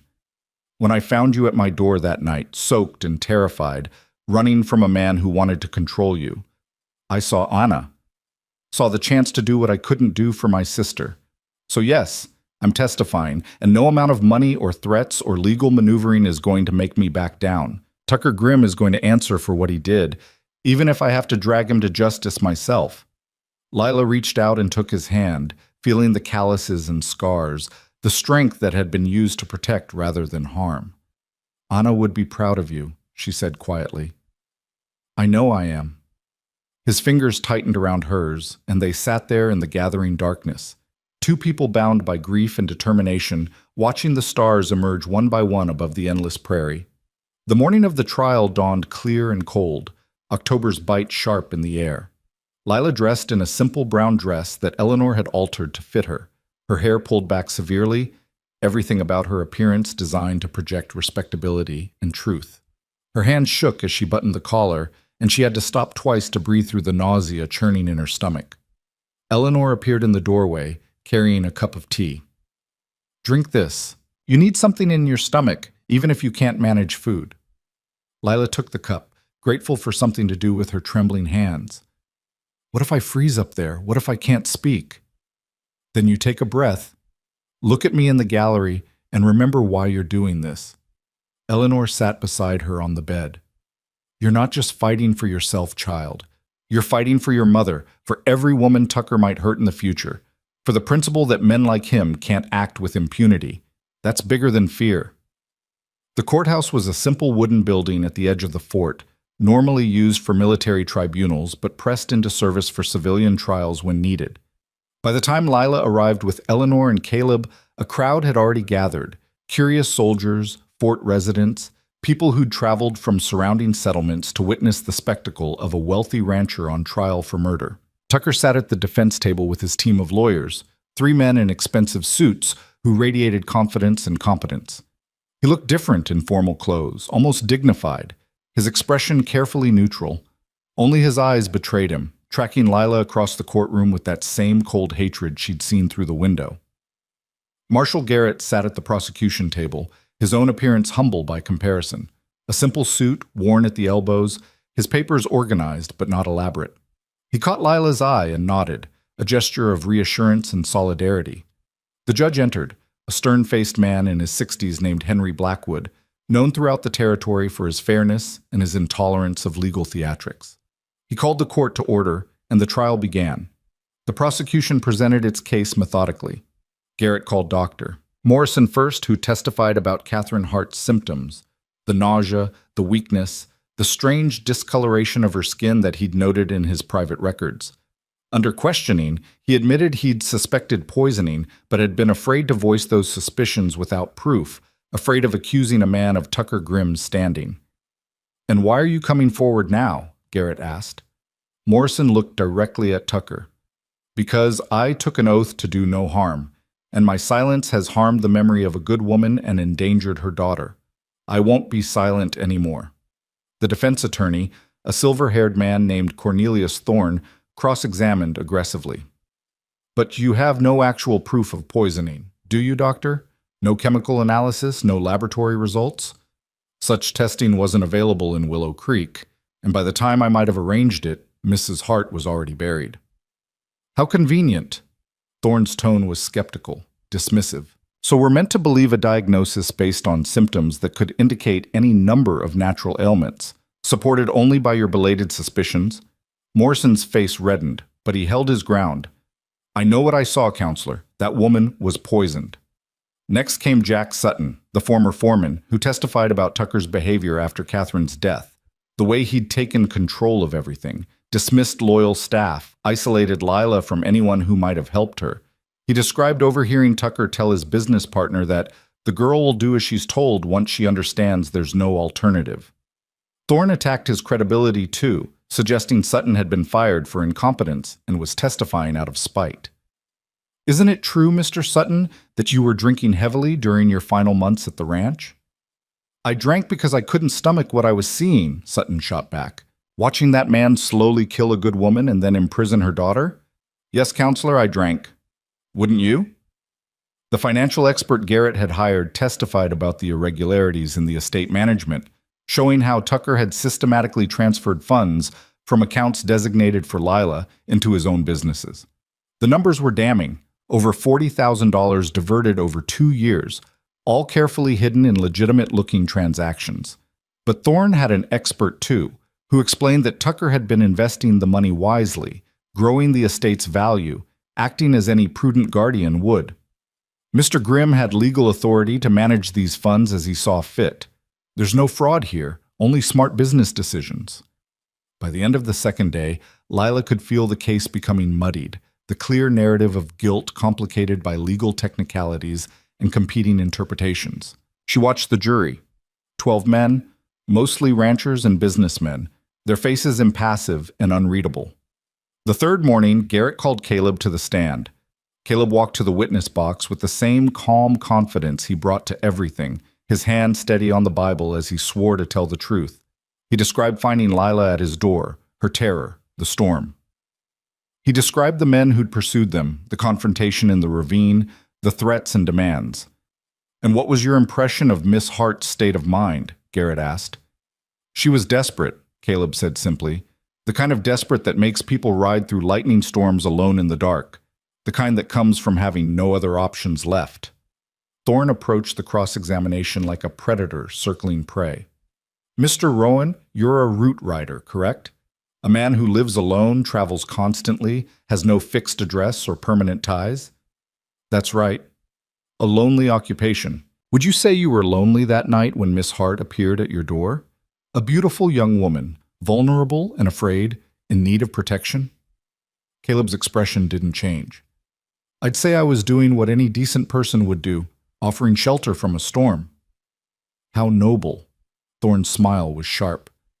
And it didn't occur to you that this young woman might have been confused, running from reasonable restrictions rather than genuine danger? That perhaps you were being manipulated by a spoiled girl, angry about her guardian's discipline? Nothing about her suggested manipulation, Caleb said, his voice hardening. Everything about her suggested genuine terror. Or perhaps you wanted to believe her story because it gave you a reason to play the hero? To have this attractive young woman dependent on you, grateful to you? Garrett stood. Objection. Counsel is speculating about the witness's motivations without foundation. Sustained, Judge Blackwood said. Mr. Thorne, stick to questions based on evidence. But the damage was done. Lila could see it in the jury's faces. The suggestion planted that maybe Caleb had his own reasons for helping her, that maybe his testimony was colored by inappropriate interest rather than objective truth. When Caleb stepped down, his eyes found Lila's across the courtroom, steady and reassuring. But she felt the ground shifting beneath her, the case becoming less about facts and more about competing narratives, about who could tell the more convincing story. Then Garrett called her name, and suddenly she was standing, walking to the witness box on legs that felt disconnected from her body. The courtroom seemed enormous, all those eyes watching, judging. Tucker's gaze burned into her, but she refused to look at him, keeping her eyes on Marshal Garrett as he approached. Miss Hart, please tell the court about your mother's final months. Lila took a breath, forcing her voice to remain steady. She described her mother's decline, the symptoms that had appeared gradually then accelerated.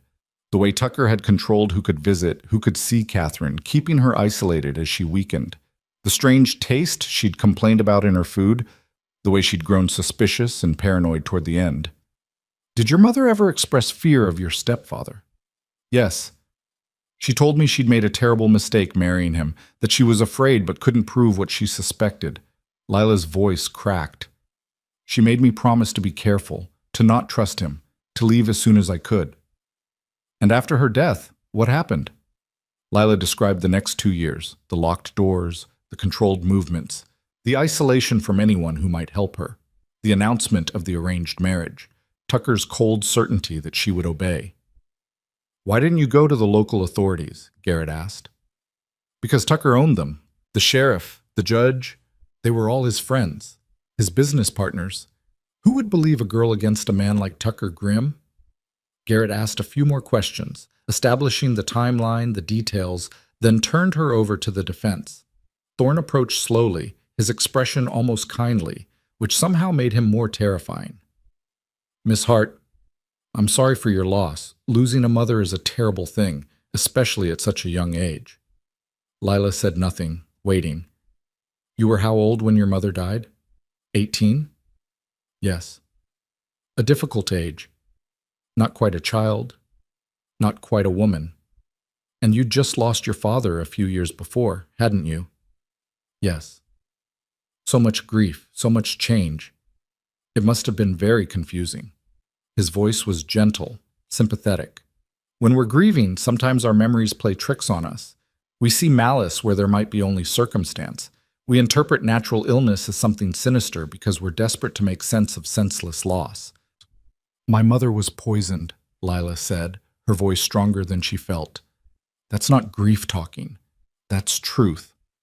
But you have no proof, do you? No chemical analysis, no witnesses to actual poisoning, just your interpretation of symptoms that could have any number of natural causes? I have my mother's letter, her documents. Yes, the letter. Thorne moved to the evidence table, picking up the pages with careful reverence. Written by a dying woman, possibly delirious with fever, possibly influenced by medications. You yourself said she became paranoid toward the end. Isn't it possible this letter reflects that paranoia rather than actual fact? Lila's hands clenched on the witness box railing. My mother wasn't paranoid.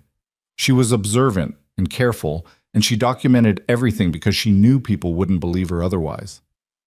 Or because she was mentally compromised by her illness and saw conspiracies where none existed. Thorne set down the letter.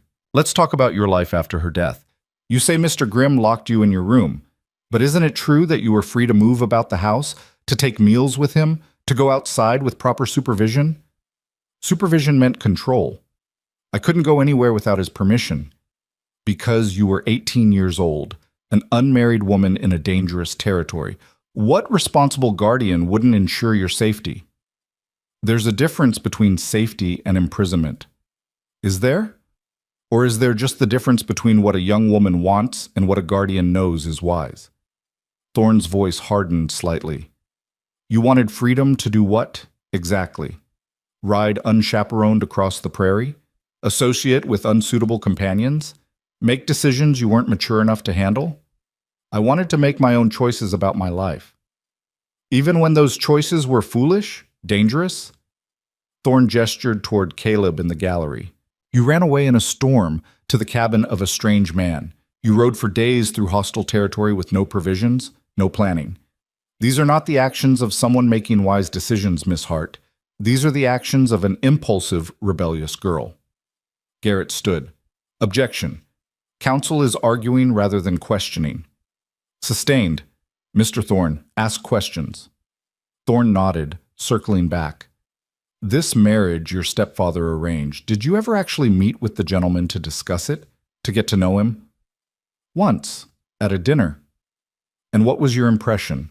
Lila wanted to say he was horrible, terrifying, disgusting, but honesty compelled truth. He was polite, formal.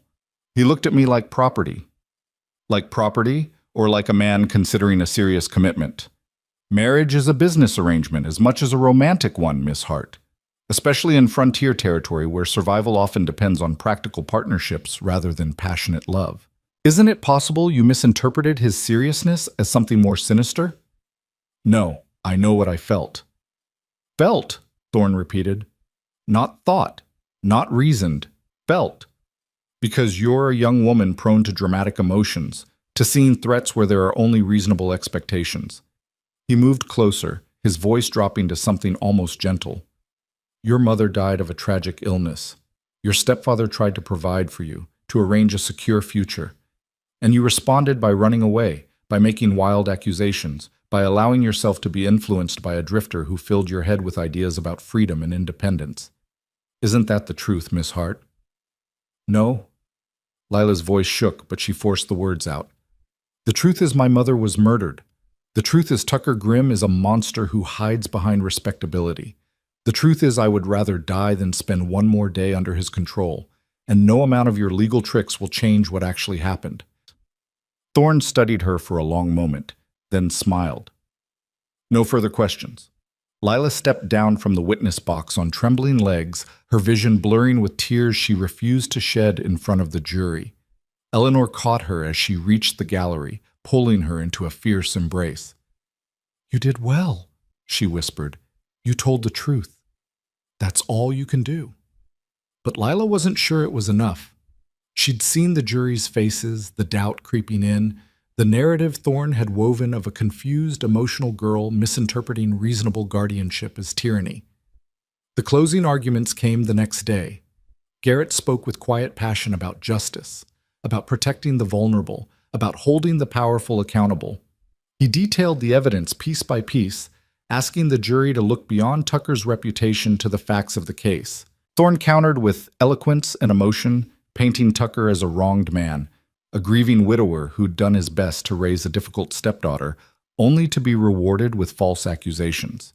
He spoke of the sanctity of family, the importance of respecting authority, the danger of believing hysterical women over respectable men. Judge Blackwood gave the jury their instructions, explaining the burden of proof, the presumption of innocence. Then the 12 men filed out to deliberate, and there was nothing left to do but wait. The hours crawled by.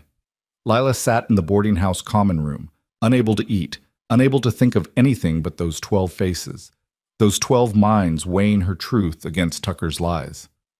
Evening came. Still no verdict. Night fell. The lamps were lit, and still the jury deliberated.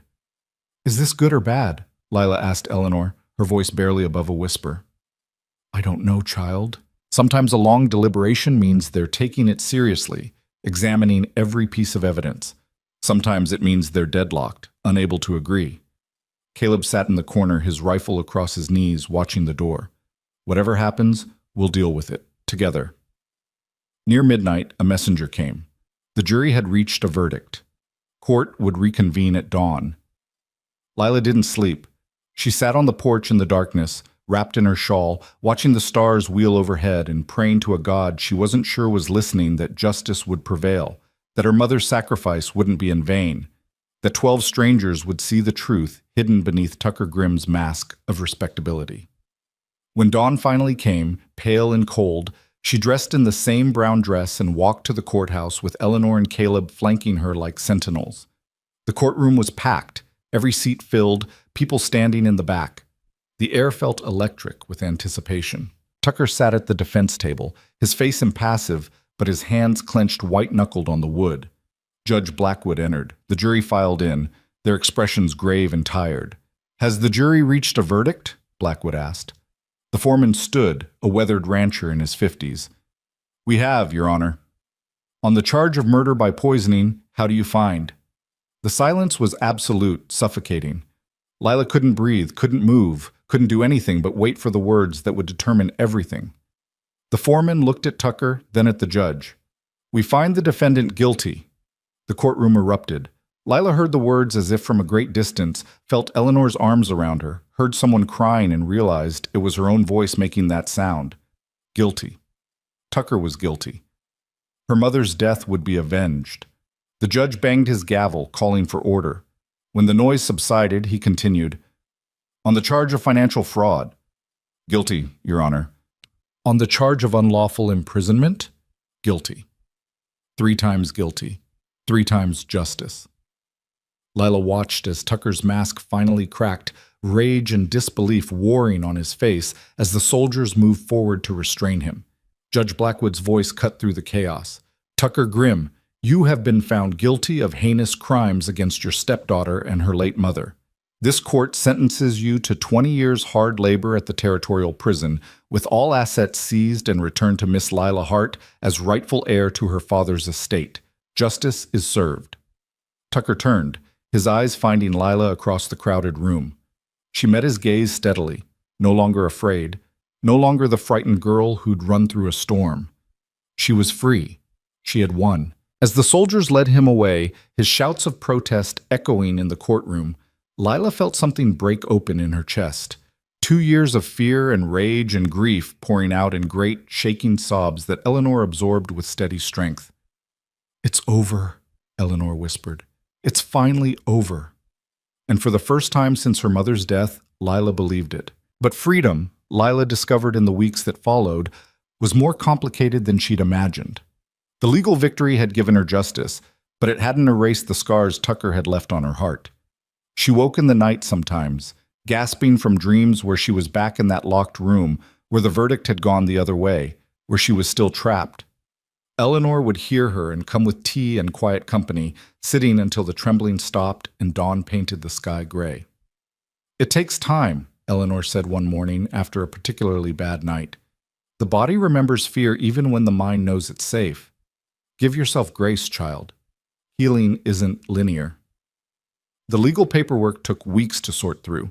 Marshall Garrett worked with a territorial judge to unravel Tucker's financial manipulations, tracing every dollar stolen from her father's estate. The ranch had to be assessed, the assets cataloged, debts paid. When the final accounting came, Lila found herself the owner of nearly $60,000 in cash and property, a fortune beyond anything she'd imagined. She stood in Garrett's office, staring at the documents, feeling nothing but a strange numbness. "This is what he killed my mother for," she said quietly. "Money. Just money." "Men like Tucker don't see it as just money," Garrett said. "They see it as power, control, the ability to shape the world according to their will. Your mother stood between him and that power, so he removed her. The bluntness of it should have hurt, but instead it brought a kind of clarity. Her mother hadn't died because of anything she'd done or failed to do. She'd died because Tucker Grimm was a monster who valued wealth over human life. Understanding that didn't make the grief easier, but it did make it cleaner, less tangled with guilt and what-ifs. "What will you do with it?" Garrett asked, gesturing to the papers. "The money? The ranch?" Lila had been thinking about that question for days. The ranch held nothing but painful memories, her mother's decline, Tucker's control, 2 years of imprisonment. She couldn't imagine living there, couldn't imagine walking those halls without seeing ghosts. "I want to sell the ranch," she said. "Every building, every acre. I want it gone, converted into something that can't hurt anyone else." "And the money?" She looked at him, an idea crystallizing that had been forming in the back of her mind since the trial ended. "I want to create something my mother would be proud of, something that helps other women the way Eleanor helped me." 2 weeks later, Lila stood in Eleanor's sitting room with a proposal written out in careful script. The older woman read it twice, her expression moving from surprise to understanding to something that looked like pride. "You want to expand the boarding house," Eleanor said. "Build an addition, hire more staff, create a formal sanctuary for women fleeing dangerous situations. With legal support," Lila added. "Money for lawyers who will take their cases regardless of ability to pay. Connections to jobs, to education, to resources that give them real choices instead of just trading one dependency for another." She leaned forward, earnest. "My mother didn't have those options. She married Tucker because she was desperate and alone and saw no other way to survive. I want to make sure other women don't face that same impossible choice." Eleanor set down the proposal, her eyes bright with unshed tears. "Your mother would be so proud," she said, her voice thick. This is exactly the kind of legacy she deserved. They spent the next month working out details, consulting with Marshal Garrett on legal structures, with the territorial governor on licensing and oversight. The expansion would double the boarding house's capacity, add classroom space for teaching practical skills, create a small legal office where women could get advice and representation. Lila threw herself into the planning with fierce determination, finding purpose in transforming her pain into something constructive. But even as she built this new future, she felt the absence of something, someone, like a missing piece in a puzzle she couldn't quite complete. Caleb had stayed through the trial, testified, watched the verdict delivered. Then he'd quietly packed his belongings and returned to his route, checking way stations and carrying mail across the empty prairie. He sent word occasionally through other riders, brief messages letting Eleanor know he was well, asking after Lila without addressing her directly. "Why doesn't he write to me?" Lila asked one evening, frustrated and confused by his distance. Eleanor looked up from the accounts she was reviewing. "Maybe because he doesn't know if you want him to. You've been through something terrible, child. He probably thinks you need space to heal, to figure out who you are now that you're free. Writing to you, pressing his presence into your life, that might feel too much like another man trying to claim your attention when you should be focused on yourself." "That's ridiculous. He's not like Tucker." "No, he's not. But he knows you've spent 2 years being controlled by a man who decided what you needed without asking. Maybe he's trying to give you something different, the freedom to choose, without pressure or expectation." Eleanor smiled gently. "If you want to hear from him, write to him yourself. Tell him what you want. That's what free women do. They speak their minds." The idea was both terrifying and exhilarating. Lila had never written to a man before, never initiated contact, never put her feelings into words that another person would read and judge. But Eleanor was right. This was what freedom meant. Not just the absence of control, but the presence of choice. She drafted the letter a dozen times, each attempt too formal or too emotional or too desperate.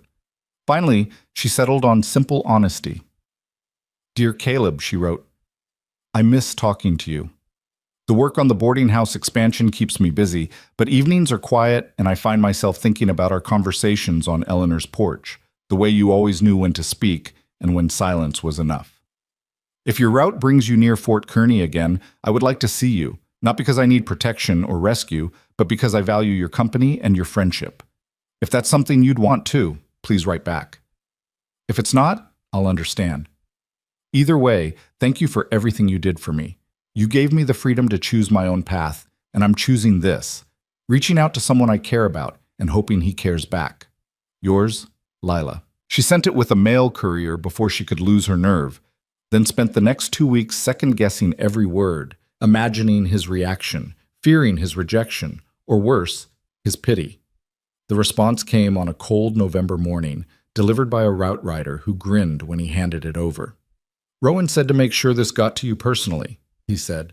Seemed pretty important to him. Lila took the letter to her room, her hands shaking as she broke the seal.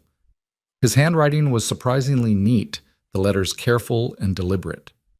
"Dear Lila, I've read your letter a dozen times, trying to make sure I understand what you're saying and not just what I hope you're saying. The truth is, I've stayed away because I was afraid.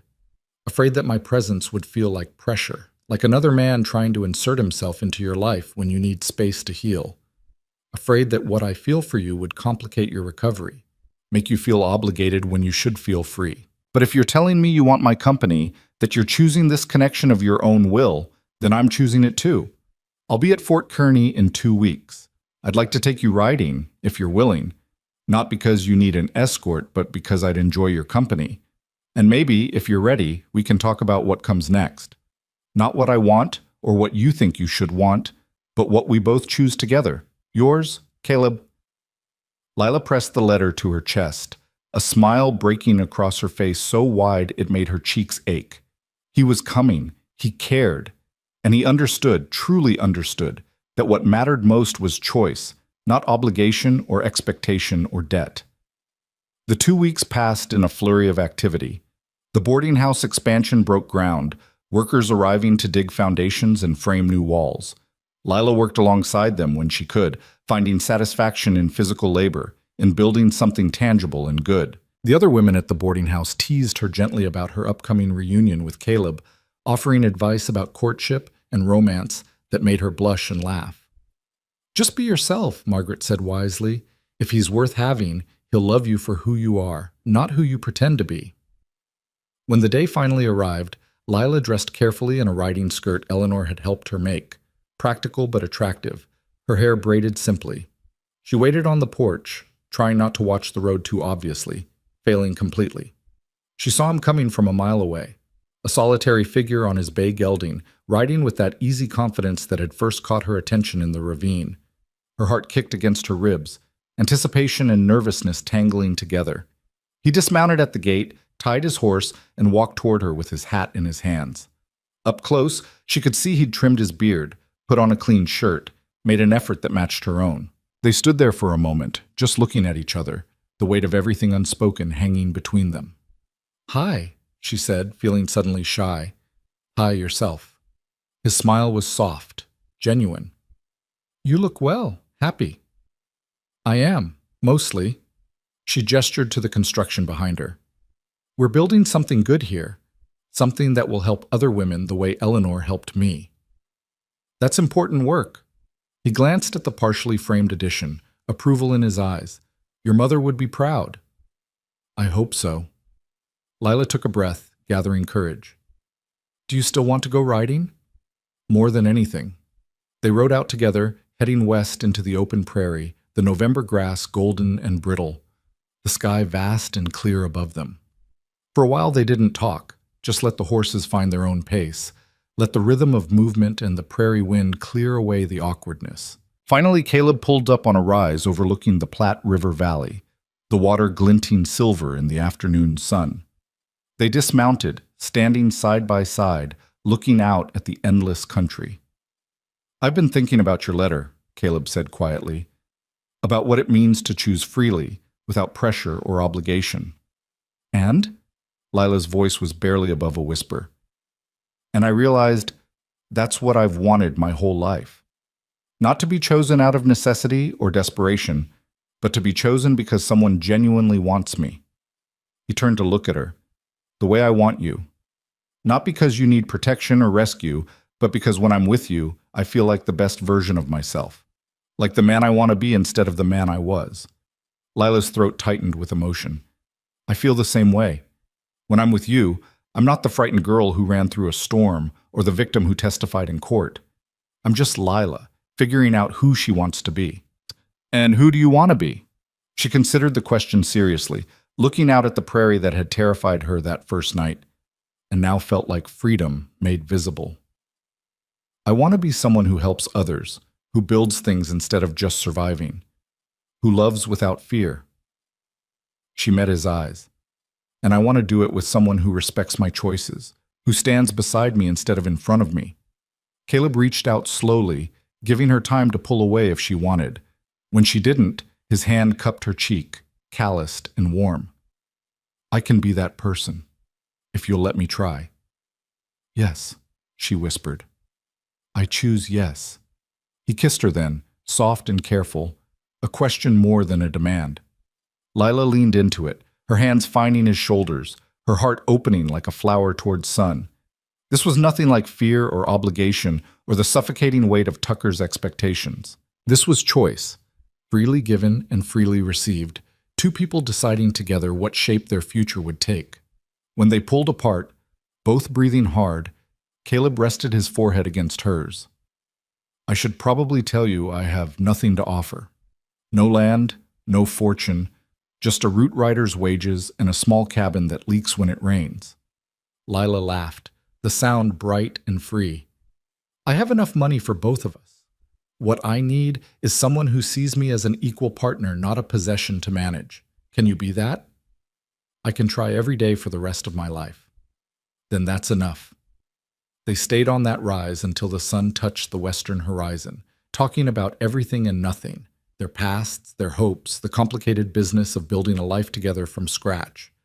Caleb told her more about Anna, about the guilt that had driven him into solitude, the way helping Lila had started to heal something broken inside him.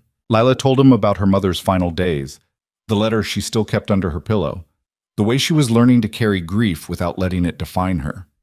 As twilight gathered, they rode back to the fort, their horses walking side by side, their hands occasionally brushing in a touch that promised more than words could say.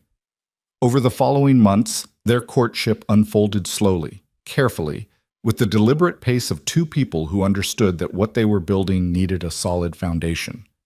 Caleb adjusted his route to bring him through Fort Kearney more frequently, staying at the boarding house's barn, helping with the construction when he was in town. He never pushed for more than Lila was ready to give, never assumed access to her time or attention, always asking permission before planning their next meeting. It was maddening sometimes, Lila thought with affectionate frustration. She'd grown so accustomed to men who demanded and took that Caleb's constant deference felt almost excessive. One evening, she finally confronted him about it. You don't have to ask permission every time you want to see me, she said. I trust you. I want to be with you. Caleb set down the fence post he'd been repairing, giving her his full attention. I know, but I also know you spent 2 years having every choice taken from you. I never want you to feel like I'm assuming anything, like my desires take precedence over yours. But what if I want you to assume sometimes? What if I want you to show up at my door and say, let's go riding, without making it a question? He smiled, understanding dawning in his eyes. You want me to be confident in your affection, not constantly seeking reassurance. Exactly. I chose you, Caleb. I keep choosing you. You're allowed to believe that. From that conversation forward, something shifted between them. Caleb showed up unannounced sometimes, bringing wildflowers or a book he thought she'd like, stealing kisses in the barn or on quiet evening walks. Lila grew bolder too, seeking him out when she wanted company, initiating conversations about their future with increasing confidence. The boarding house expansion was completed in March, a beautiful addition that doubled the available rooms and added the classroom and legal office Lila had envisioned. They held a dedication ceremony, naming it the Catherine Hart House for Women in Need. Eleanor spoke about the importance of sanctuary, Marshall Garrett about the power of justice, and Lila about her mother's courage and the legacy she hoped to honor.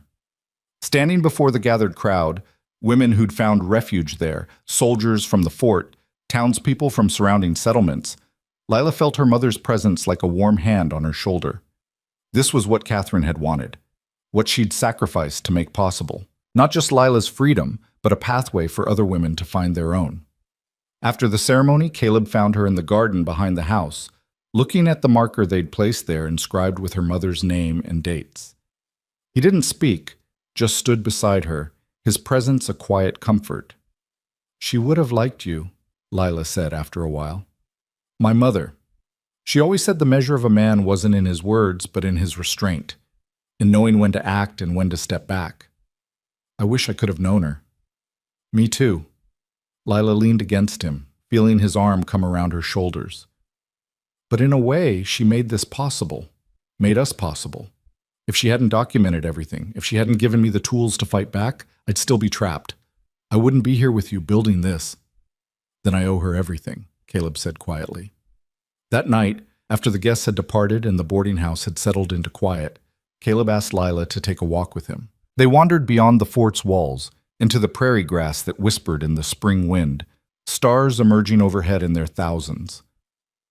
I've been thinking about the future, Caleb said as they walked, about what comes next for us. Lila's heart quickened. And I realize I don't want to keep riding route forever. I want to build something permanent, something that matters. I want to help with the Catherine Hart House, maybe train other men to be route riders so I can stay closer to Fort Kearney. He stopped, turning to face her in the starlight.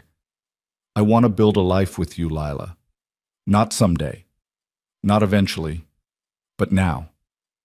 If you're ready. Are you asking me to marry you? I'm asking if you want to marry me. If you choose that future with me, knowing you could choose anything else instead. Lila thought about the girl who'd run through a storm, desperate and terrified, with no choices left. She thought about the woman she'd become, scarred but strong, grieving but growing, learning to trust again in careful increments. She thought about all the paths her life could take, all the options her mother's sacrifice had made possible. And standing there in the prairie grass, with Caleb's gray eyes watching her with hope and patience and love, the choice was the easiest she'd ever made.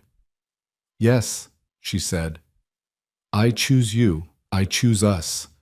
I choose this future we'll build together. His smile was like sunrise, bright and transforming. He pulled a simple ring from his pocket, silver, unadorned, practical, and beautiful. It's not much, he said, but it's honest, and it's yours if you want it. It's perfect. She held out her hand, watching as he slid the ring onto her finger, the metal cool and solid against her skin. Everything about this is perfect. They married in May, under a clear prairie sky that stretched endlessly blue. Eleanor organized everything with the efficiency of a general commanding troops, turning the courtyard of the Catherine Hart House into a garden ceremony space. The guest list was small but meaningful. Women from the boarding house, Marshal Garrett, soldiers from the fort who'd become friends, route riders Caleb had worked with over the years.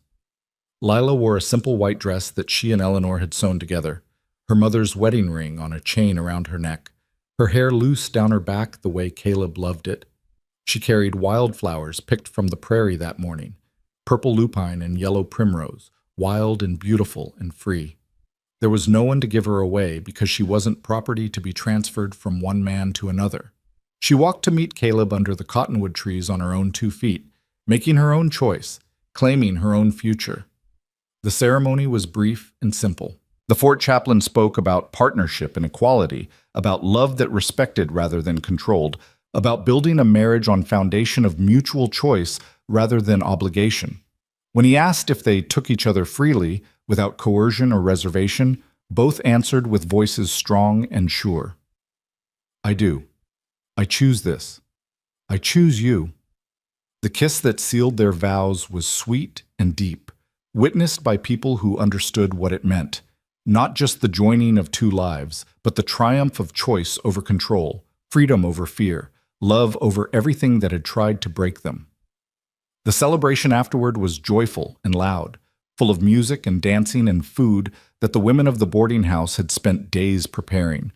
Lila danced with Caleb, with Eleanor, with Marshal Garrett, who was surprisingly light on his feet. She laughed until her sides ached, felt tears on her cheeks that were purely happy, experienced a lightness in her chest that she'd forgotten was possible. As evening settled and lanterns were lit in the courtyard, Caleb pulled her aside to a quiet corner of the garden. Happy? He asked, tucking a strand of hair behind her ear. Happier than I knew I could be. She leaned into his touch, marveling at how natural it felt, how right. Sometimes I still can't believe this is real, that I'm here, free and married to someone I love who loves me back.